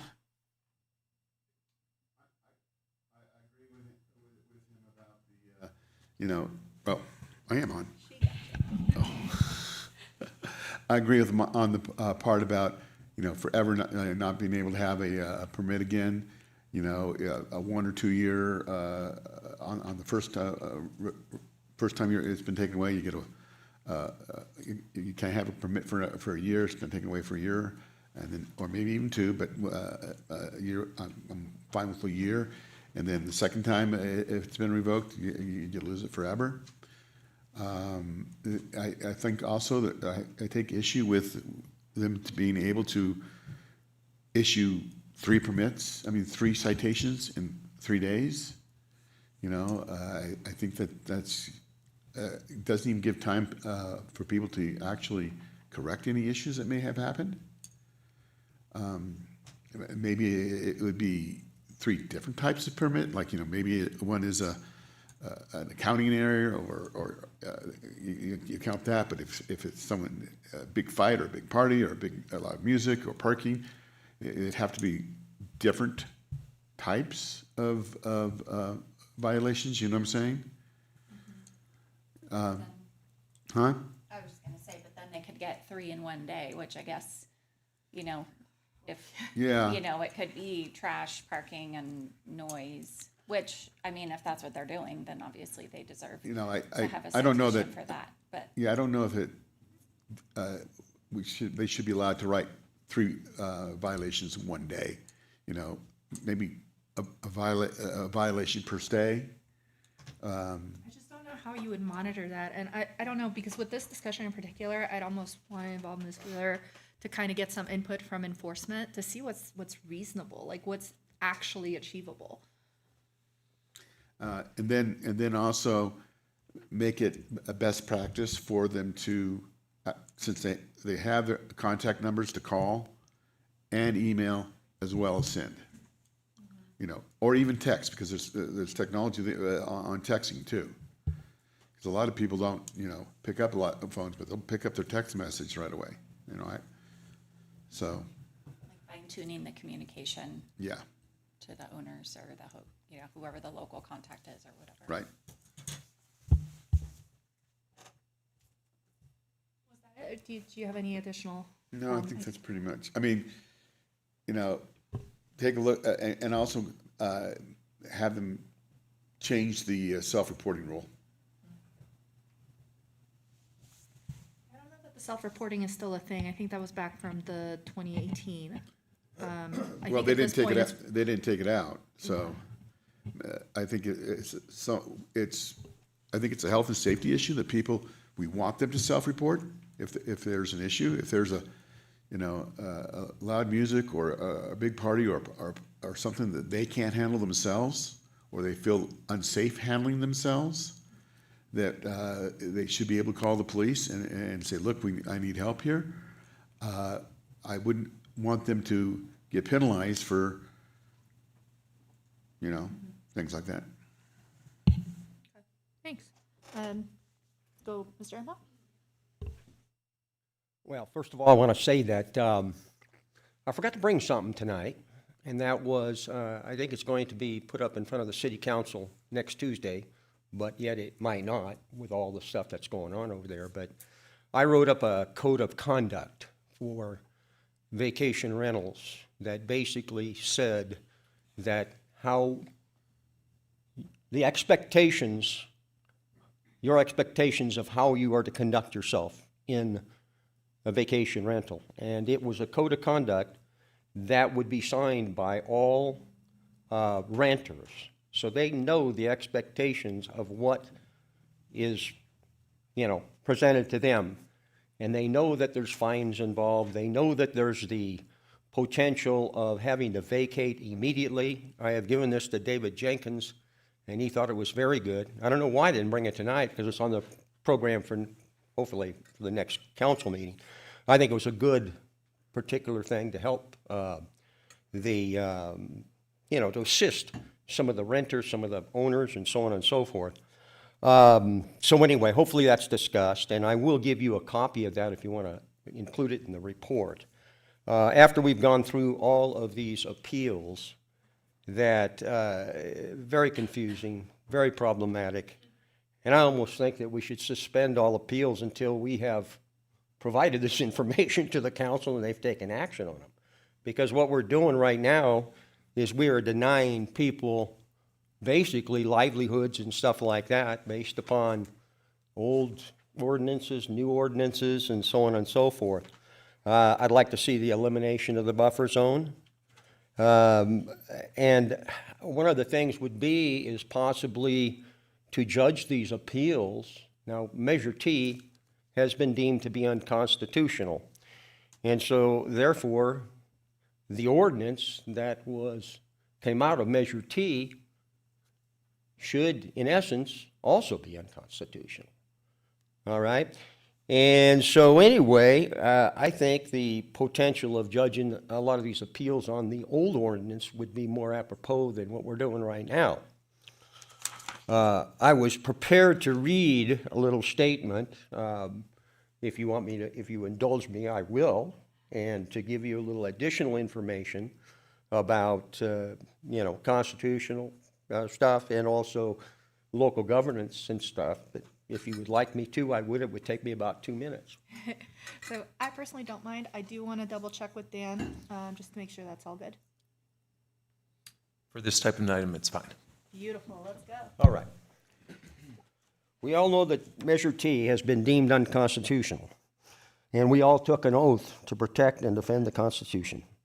In legal terms, when a law is declared unconstitutional, it has several immediate effects on current cases. One being, the law becomes void and cannot be enforced, meaning it is not a valid law and cannot be used as a basis for legal proceedings.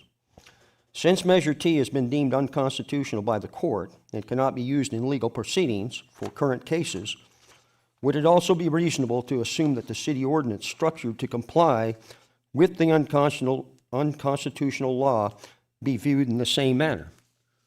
Why or why not? Well, we addressed this issue in the memo, so I'd refer you to that. Okay. If you'll indulge me for a moment, I'd like to reference information regarding municipalities and local governance. Constitutional rights face an ongoing challenge from an often overlooked source, local governance. While city ordinances serve legitimate municipal needs, they can pose a significant threat to fundamental constitution protections when improperly crafted or enforced. Though the complex interplay between local and federal law, municipalities sometimes exceed their authority, leading to conflicts with constitutionality guaranteed freedoms. The Supremacy Clause establishes that the federal constitution law supersedes local ordinances. Municipal corporations continue to enact policies that can infringe on constitutional rights. The evolution of constitutional interpretation has significantly impacted the municipality authority. The Supreme Court decisions have repeatedly affirmed that local governments must operate within constitutional constraints regardless of their delegated powers. Limitations on municipal authority are particularly evident in cases involving fundamental rights. Courts have consistently held that local ordinances cannot override the protections even when pursuing legitimate interests. Any discussion of municipal law must begin with a clear understanding that the U.S. Constitution represents the supreme law of the land, establishing an unshakable foundation that all other laws, including city ordinances, must respect and conform to.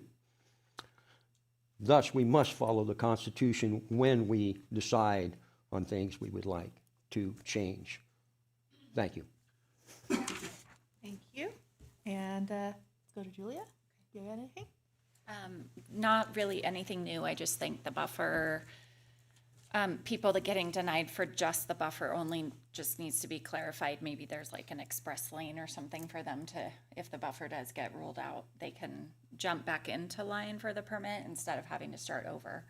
And then a tiered system for the banning of or getting permits revoked. Speaking on what Doug said earlier, like a 1 year, 2 year, or you lose it for a year and then you lose it forever. But just something, because even for an administrative citation, like the person that had their Airbnb listings up that were, they were cited for that, I think 3 or 4 times, but they're now banned forever according to the current ordinance. So I think that needs to be looked at.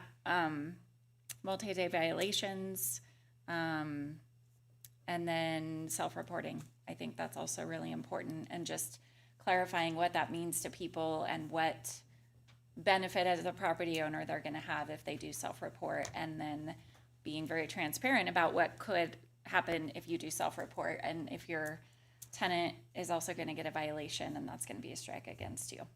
So. Awesome. I mean, I think these are really pretty concise. I have a few things I wanted to add, but first I'll kind of go back over what we've kind of talked about. I think the main one that all of us really have concerns about is regarding the buffer. And in particular, since we've all kind of heard rumblings of the buffers probably going away or potentially going away, I think the fast track to sort of get people who are denied simply due to that is an important recommendation. The forever ban, because that one just breaks all our hearts, right? Like that one's really hard. I think it's interesting in terms of the tier system, but I also wonder whether it's a question of the severity of violations. I know in one of the first ones, the question was like, okay, well, he got 3 violations day after day for something very similar, right? Listing the house. Whereas in my mind, if it was like a violation of like, well, he throws ragers every other weekend and every month he's getting notice for that, or he just doesn't have, a bear-proof trash can and the bears love the house. Like, in my mind, those types of like a tiered system in terms of those violations and what you can do to fix that, and I have no idea how we phrase that, but I think the tiered violations in terms of severity and defining those would be important. And I guess we don't have to figure that out, but maybe suggest to the city council to consider that could be, something to talk about versus just any old, administrative situation. And sort of in that same vein, especially for administrative violations, which have to do with, non-payment of a fine or listing the house incorrectly, maybe the solution is, well, now your permit is basically on hold until you fix the violation. But I don't know that it necessarily needs to be a full-on citation that is held against you. The third-party citations, I don't think that that's really a thing anymore, right? That was pre-Measure T, is that correct? Which one's that? So third-party, so like if you have a violation, both the renter and the owner get fined? I don't think we do those anymore, right? Sonia, can you speak to that? We have not been directed to do otherwise, so that would Oh, still be the okay, so same we are still procedure the that we follow. Got Correct. it, okay. I think that is something that needs to be clarified and maybe addressed with city council as well. Yeah, then the number of citations, how they're issued, I think that's sort of all in the same vein. Also, I do think that clarifying whether the citations count against the owner or the property is really important, because I'm assuming this hypothetical. Let's say you have an owner of a property and they get 2 violations for something, I don't know, awful. They're keeping up their neighbors at night. And so instead of being like, oh, well, I'm going to get strike 3 and I can't rent anymore, I'm going to sell this house, buy another house, have the same violations, and they just, in theory, could keep doing it forever and never get denied a permit. So in my mind, I don't know that the violations should be held against the property, but more the owner specifically, especially the egregious ones. I do like the idea of figuring out a better way of communicating with VHR owners. And I'm wondering, so from the side of like, architecture design, right, we have eTrack-It to really keep track of everything permitting with the city. And I don't know whether there's been any conversation of having a similar system with VHR owners where they would register online and that is how they can keep track of any fines or anywhere in the process they are. I think that might also alleviate some of the pain of, having to mail something out, wait 3 days to find it. It would then be on the homeowner to just log into the system, see the violation, have the ability to pay it right then and there. And also just keep track of it, in a digital format. I agree about the self-reporting being a benefit, though I don't know whether it would go to the point of it. If you self-report, you don't get a citation. I think, once again, that should be discretionary. The code of conduct, I'm sure it's fantastic. I'm not sure that it's significantly different than what is already provided in the VHR regulations, which in theory should be shared by the homeowner with the renter. So I'm not 100% sure how that would work, but absolutely, I mean, if you have it, might as well share it. Chair, Yeah, Really quick, go for it. just want to provide this piece of information for the benefit of the commission regarding the code of conduct. There is a good neighbor contract that either Ashley or Sonia can speak to. I think it sounds pretty similar to this. So just whenever the commission's ready, that information is available. So is that required to be signed by the tenants? Yes. By the permit holder. But I think what he was talking about was having it signed by the tenant so that they actually get it too.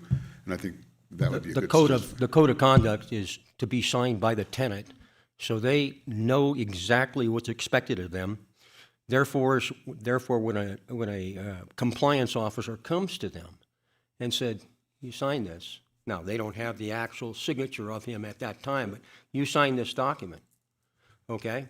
So it gives him the easy ability to go ahead and make that fine, throw him out, do whatever he wants to do.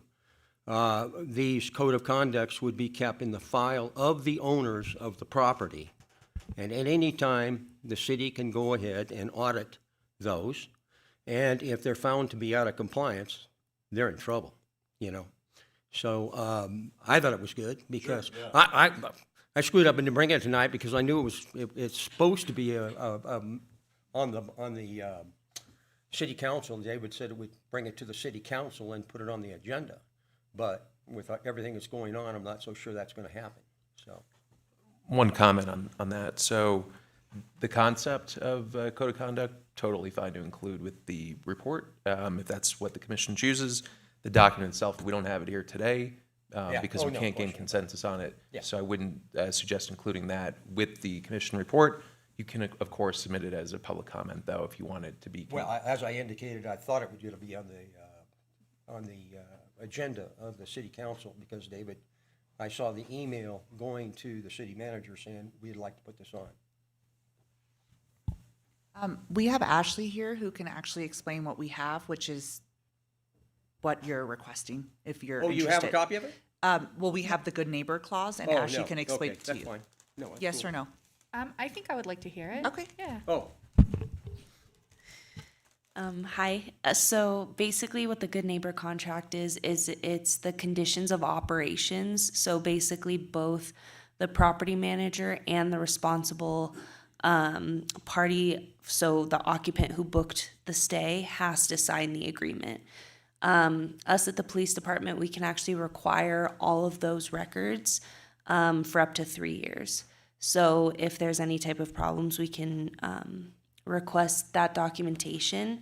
However, it goes over all the conditions of operations. So basically stating how many occupants you're allowed to have, no weddings or receptions, hot tub hours, no amplified music, parking. So everything that basically is listed in the city ordinance, just condensed to a signable document that every single renter for every stay has to sign. And then those records are allowed to be obtained by the police department. And again, signed by both the property manager at every stay when they check their guests in, as well as the responsible party that booked the stay. So they understand as well. At the very end, there is a violation section, and it actually says violations of any of these conditions of operation are subject to citations and fines starting at $1,500 per violation, may be issued to both me and the property owner. So that was in the new ordinance, that has to be signed? Yes, that was in the new ordinance with the Good Neighbor contract, and it's under the definition section of the new ordinance. I think that sounds great, and getting everybody on board, property managers, owners that rent directly. If it becomes just a whole citywide thing, I think that's perfect, because definitely takes the, like, it just takes the muddiness out of it, because every property manager has a different type of contract, owners have different types of contracts, so it just really streamlines everything. I think that's important for communication going forward. How do we go from here? Do we just like read through the ones and say, okay, let's put this in, let's put that in? So I think, as Dan mentioned at the beginning, we can either do a verbal report, which I imagine would be a lot less structured, or a written report, which would probably have to be pretty well organized and exact. So, Gavin, I know you mean well, but I don't know if I want to be here till 9. Yeah, no, I hear you. I mean, but I think to do it well, the thing to do would be to say what the problem is that we've identified, and whether or not we have a solution or just recommendation that they figure out a solution. But that is going to take time.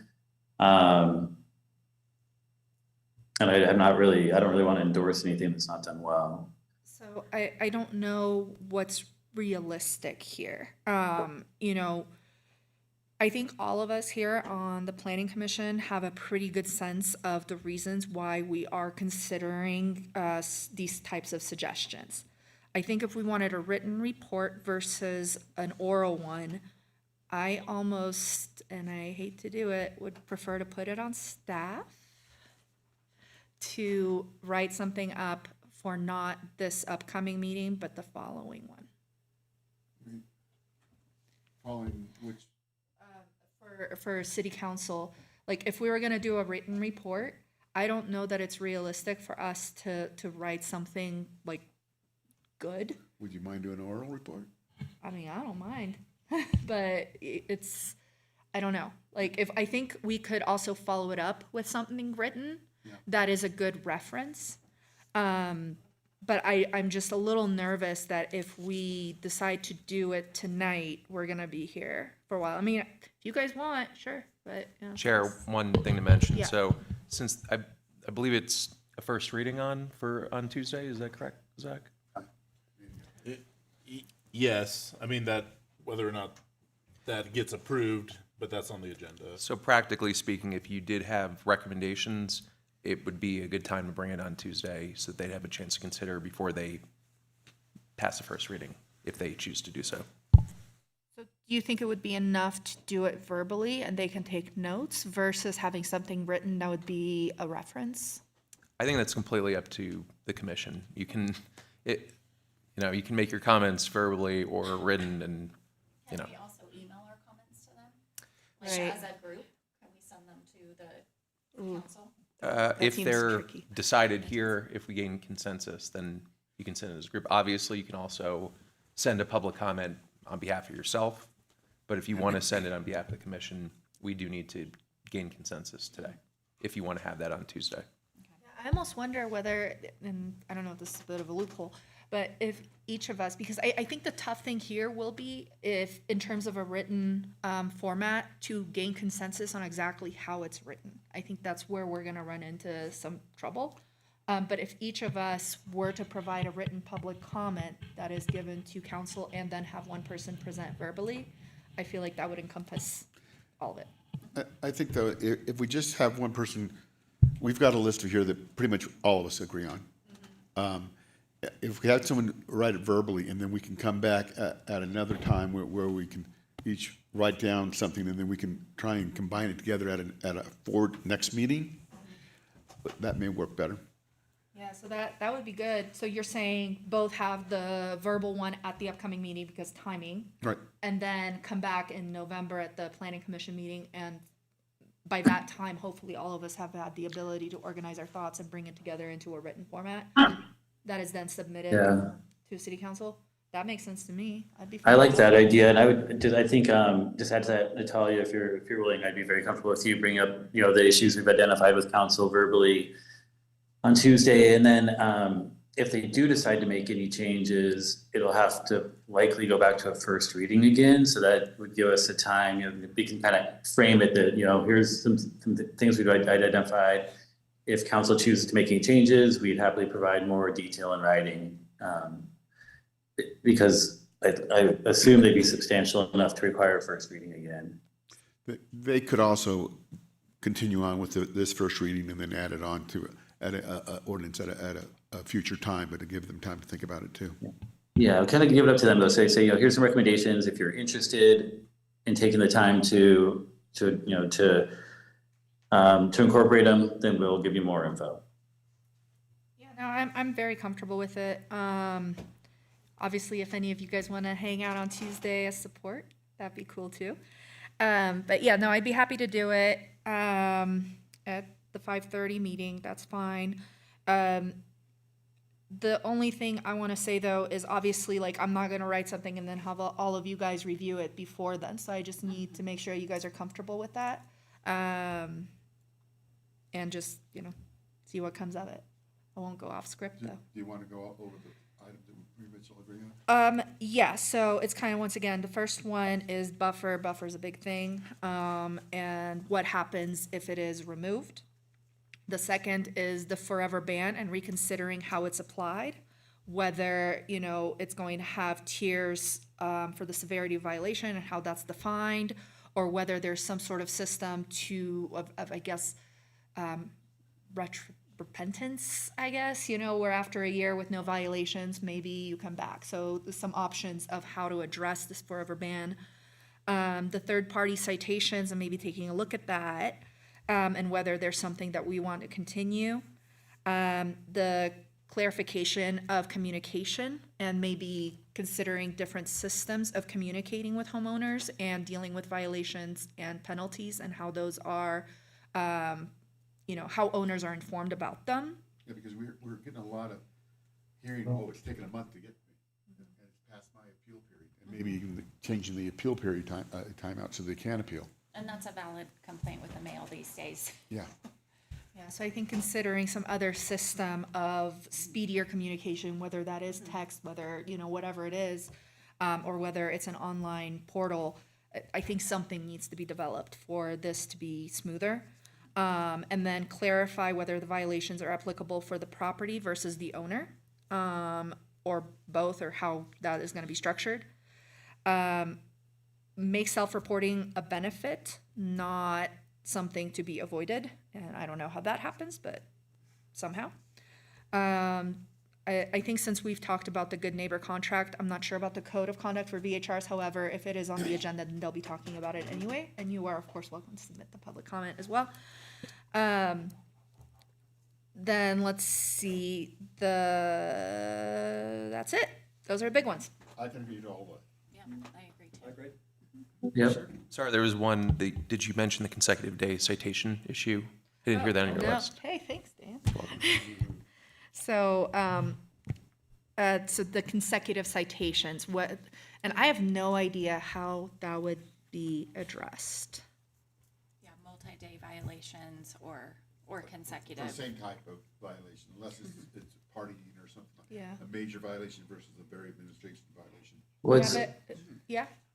Sorry, was the issue, if I'm remembering right, the issue was largely just advertising, right? They would tell them that they couldn't be advertising it, and then they'd get it for a few days in a row because they let the ad up. Was that the big one? So the issue is, violations can be issued every single day, and they each count. Yeah, as but like citation. It could be for the noise same and thing. those noise parking, that's all fine. Like which ones don't we want Well, not able necessarily to? even that, because in my mind, and I think we talked about this in the very first one we had, where, you know, and I guess this kind of goes back to how the violations are communicated. Because you could get a violation on a Saturday, the letter gets out Monday, but you've also got another one issued on Sunday, and you don't see them until 3 or more have collected. And I don't know that there's really any great way to address it. I think just better, make sure they're doing better communications. Right, but so I to just the don't local know. person. I don't know how, and I don't know if it's okay since. Maybe not issue a citation unless it's been documented that they've been told, you know. Yeah, but sometimes Voicemail, email, or text or something. I think that just puts a lot of pressure on the enforcement officers to follow up, and I don't think that's fair. So in my mind, like, I know this is a planning commission discussion, but I would like to bring in our enforcement officers, because you guys are obviously dealing with this in real time. So have you thought about it? Thought about what? Well, so when you guys issued the citations. I know, sorry, she said what you were just, but I mean, you guys have discussed So quite a bit, particularly, so I guess my question specifically would be, you know, when you issue a violation, let's say for illegal parking, and the next day you go back and the same car is in the same spot, so you issue it again, but it's a weekend. So you're not mailing the violation notice until Monday. The owner, let's say, in best case scenario, receives it on Wednesday, and then they get the next one on Thursday. But by then, you could have issued another one on Monday and on Tuesday and sent those out before they've even known that there's more violations. So I guess my question is, how would you address this sort of leapfrogging situation? You know, like, is there a way to provide owners with a certain buffer, even though mail is unreliable? Like, in your ideal world, what would be a good system, I guess, to communicate with owners they have a violation so that they can address it immediately before the next violation is issued? First, the department's goal is to hold the property manager and the property owner accountable for, if our goal is to have a property management company, which is what we asked to be required, so that we're not having to follow up on your property, right? So you are renting out your property, it's a business essentially, so it's your responsibility to follow up and make sure that your business is operating properly. Now, when we have issued citations in the past, we do contact the property management company. Now, if the property management company doesn't notify the owner, at that point, we're being asked. So if I own a property and I have a property management company, I'm telling the city, if there are any issues, contact the property management company. Now, if your property management company isn't communicating with you, that isn't the city's responsibility. Now, if you have a VHR next door and they're allowed tonight and we go out there and cite them tonight and we go out there tomorrow, it's not fair to you for us not to cite them the next day either, because we just cited them the day before. So yes, we do have to cite each and every day that there is a violation because it's not being corrected. And we do notify the property management companies. We say, hey, you have over allowed number of vehicles, you should go fix that, or you have too many occupants, you should go fix that. Now, if they don't take it upon themselves to fix that and the violation is still there the next day, then a citation should be issued, and that's rightfully what's fair to the neighbors that are being affected by it, not the property owner, because, oh, we cited them today, we should not cite them tomorrow. But conversely, you could cite them in 3 citations in one day. Correct. So if I show up and there's a raging party at 10:30, 10 vehicles and 20 people, we are going to cite for each and every violation, one, because that is what we're directed to do. So same like when we rejected an application because we were instructed to do so, we are going to follow what we're being directed to do. So, Doug, one thing on that. So it does, to lose their permit, it would have to be separate events. So if they had a big raging party and 10 cars, that still is one event for the purposes of losing the permit. Correct. But then if we go back out the next day, that's a separate event. Yeah, I think the issue really for me is the lagging communication. you know, I want to assume most people have the best intentions. Obviously, that's not always true. But I think that in terms of what I would like to bring up for city council is just addressing the communication and how the violations are being, you know, given to the owner or the property manager, or whoever, so that they can respond immediately. Because then there's no real excuse of like, oh, well, I didn't get the mail, you know, that week.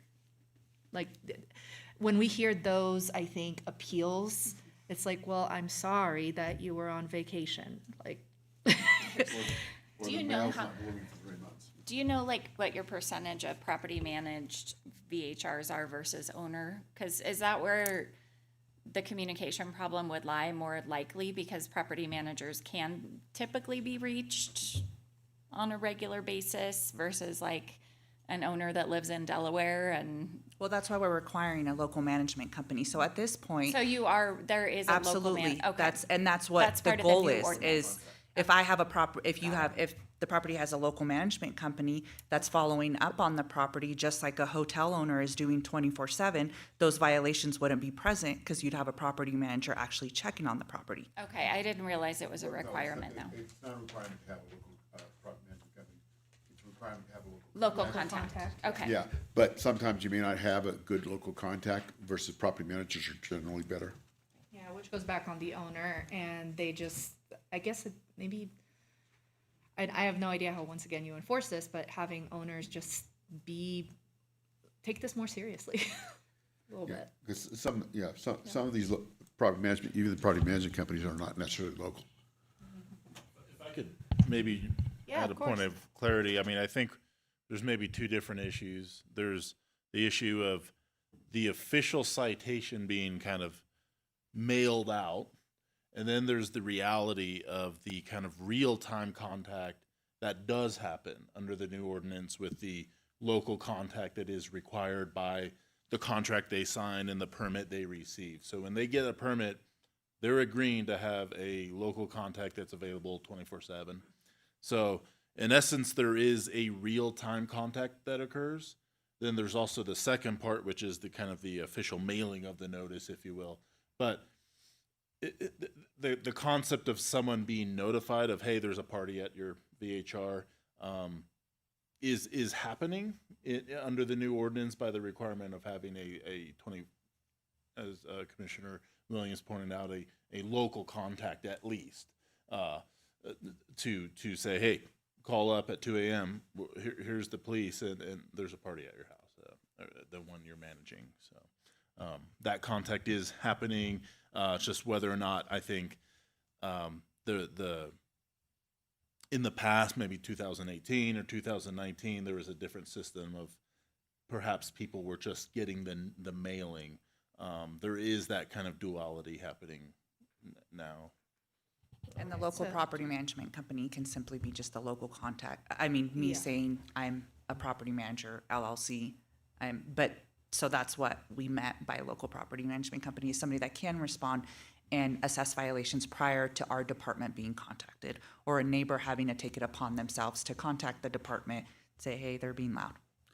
I think part of the problem was, the first one we just saw today, we saw a discrepancy on mailings, and sometimes the mailing was 5 days out from it, and we want to make sure that, you know, if you have a contact number for them, that they're called, because it doesn't appear that, like, the first guy had any phone calls gone out, and maybe if you guys will be, I don't know if you are or not, or if you're, you know, writing down a phone call made out or anything like that, or you're logging it. Yes, we log. Enforcement's happens through the police department, so they could speak to that. Yeah, what is your question? Do we log the calls? Yeah.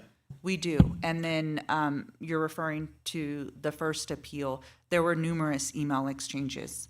So yeah, maybe not every single time we cite do we say, hey, here's your 5th citation for violating the ordinance that you've been advised on 5 separate times. Maybe it'd be best practice to make sure that is done. To what? That some sort of contact other than registered mail would go out as a best practice.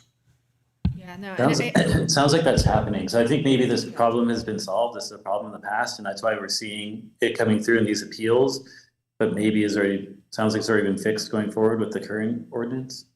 yeah, that's sort of what I'm getting to, because I think, like, I actually didn't know that there was this first step of, calling a local contact, because no one's brought it up, right? Everything's about, well, I didn't get the mail till, it was way too late. So I think maybe Gavin's right, and maybe this is something that has been fixed. So yeah, I don't know whether it is something that we want to bring up then, because we might muddle the waters. That also gets into administrative Ye- processes of like the police department or the city. you know, like, Yeah. things that they have protocol for. that they- Yeah. But that is also in our purview to make suggestions. Yeah, so I'm kind of leaning towards removing that from our suggestion list, regarding the communication leapfrogging, I guess. Make sure that it's logged each time, that it's done each time. I mean, it sounds like it it's is. logged, yeah. Yeah, it sounds like they're Well, already doing it. She just said, well, I don't think we did it on every call to this last guy. So just make it a best practice that it's done every time. I don't know that it can be a city council recommendation, since it's not really city council doing that. You know what I mean? Like, it's the police department logging, But the city council is in charge.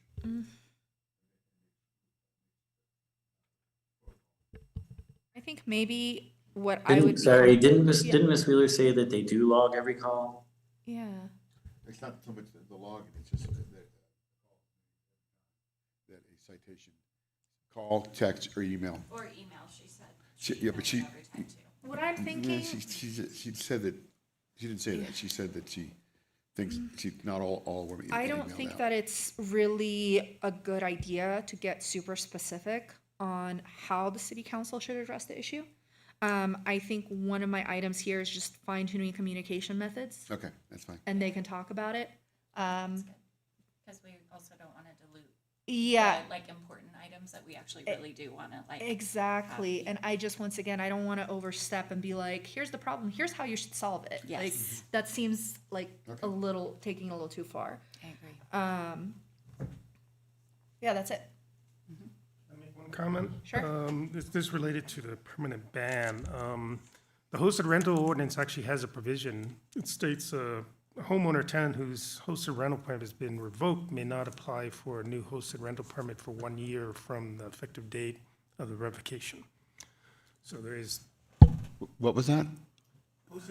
if your hosted rental permit is revoked, you can't apply for a new hosted rental permit for a year. I'm just providing an example So of. that's interesting, because so then in theory, a hosted rental permit could have those 3 citations get revoked, and then a year later, that same owner could reapply. But this same provision isn't included in the general VHR ordinance, right? That's correct. I Interesting. think they because it used to be 2 years, right? So it just did not get carried through to the new ordinance. I think that's what we bring up to them, is there used to be a 2-year one. There's a 1-year one of the hosted rental, like, make it consistent or something. Because the hosts are different than the VHR, so maybe we should make that suggestion to make it. Well, and if you get 3 citations as a hosted and then you wait a year, can you apply for a regular permit without non-hosted? Probably because it's a completely different permit. Yeah, totally. Right, okay. Thank you, John. Instead Wait, of actually, though- I- But instead of being part of the forever ban, I guess, is what I'm thinking. Exactly. Like, It's just interesting it's a that in the little, like- hosted one, there's no forever ban. Yeah. If you're discussing it as a recommendation, that's one thing, but just clarification that 3 violations within a 24-month period under the host rental permit program would result in not being able to get a VHR permit. Oh, and for the hosted too.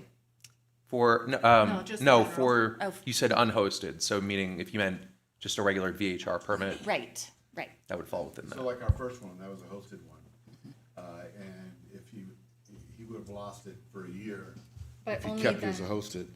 But now he's moving it to, non-hosted, because Non-hosted. the only reason he was doing hosted was because of Measure T. That's correct. He would not be able to apply for a regular vacation home rental permit, but he could apply for hosted rental permit 1 year from October 1st. of 2024. Okay, I think unless somebody has a light bulb moment, I'm pretty comfortable with everything we've gone over, and can make a statement to City Council on Tuesday. Let me know. Does anybody want to make a motion? I move that you attend the meeting and give a verbal report to the city council based upon the things that we just discussed. Chair, if you may want to read it all back in context with the motion, if you can. So, tacking on to Mr. Williams' motion, the items that we discussed that will be reported to City Council are recommendations regarding the buffer and how the denials based on it will be addressed in a future ordinance, how to address the forever ban with 3 strikes and potentially consider severity of the strikes, as well as something in relation to the current hosted rental ordinance, which allows a reapplication after a year from being banned, and maybe some sort of similar system for regular VHRs. Consider whether or not to keep the third-party citation system within the new ordinance. Fine-tune communication methods with owners. Clarify whether the citations are for the property or for the owner specifically in terms of how they are counted as strikes. Note that self-reporting is a benefit and address how to make that more clear. And that's it. A second.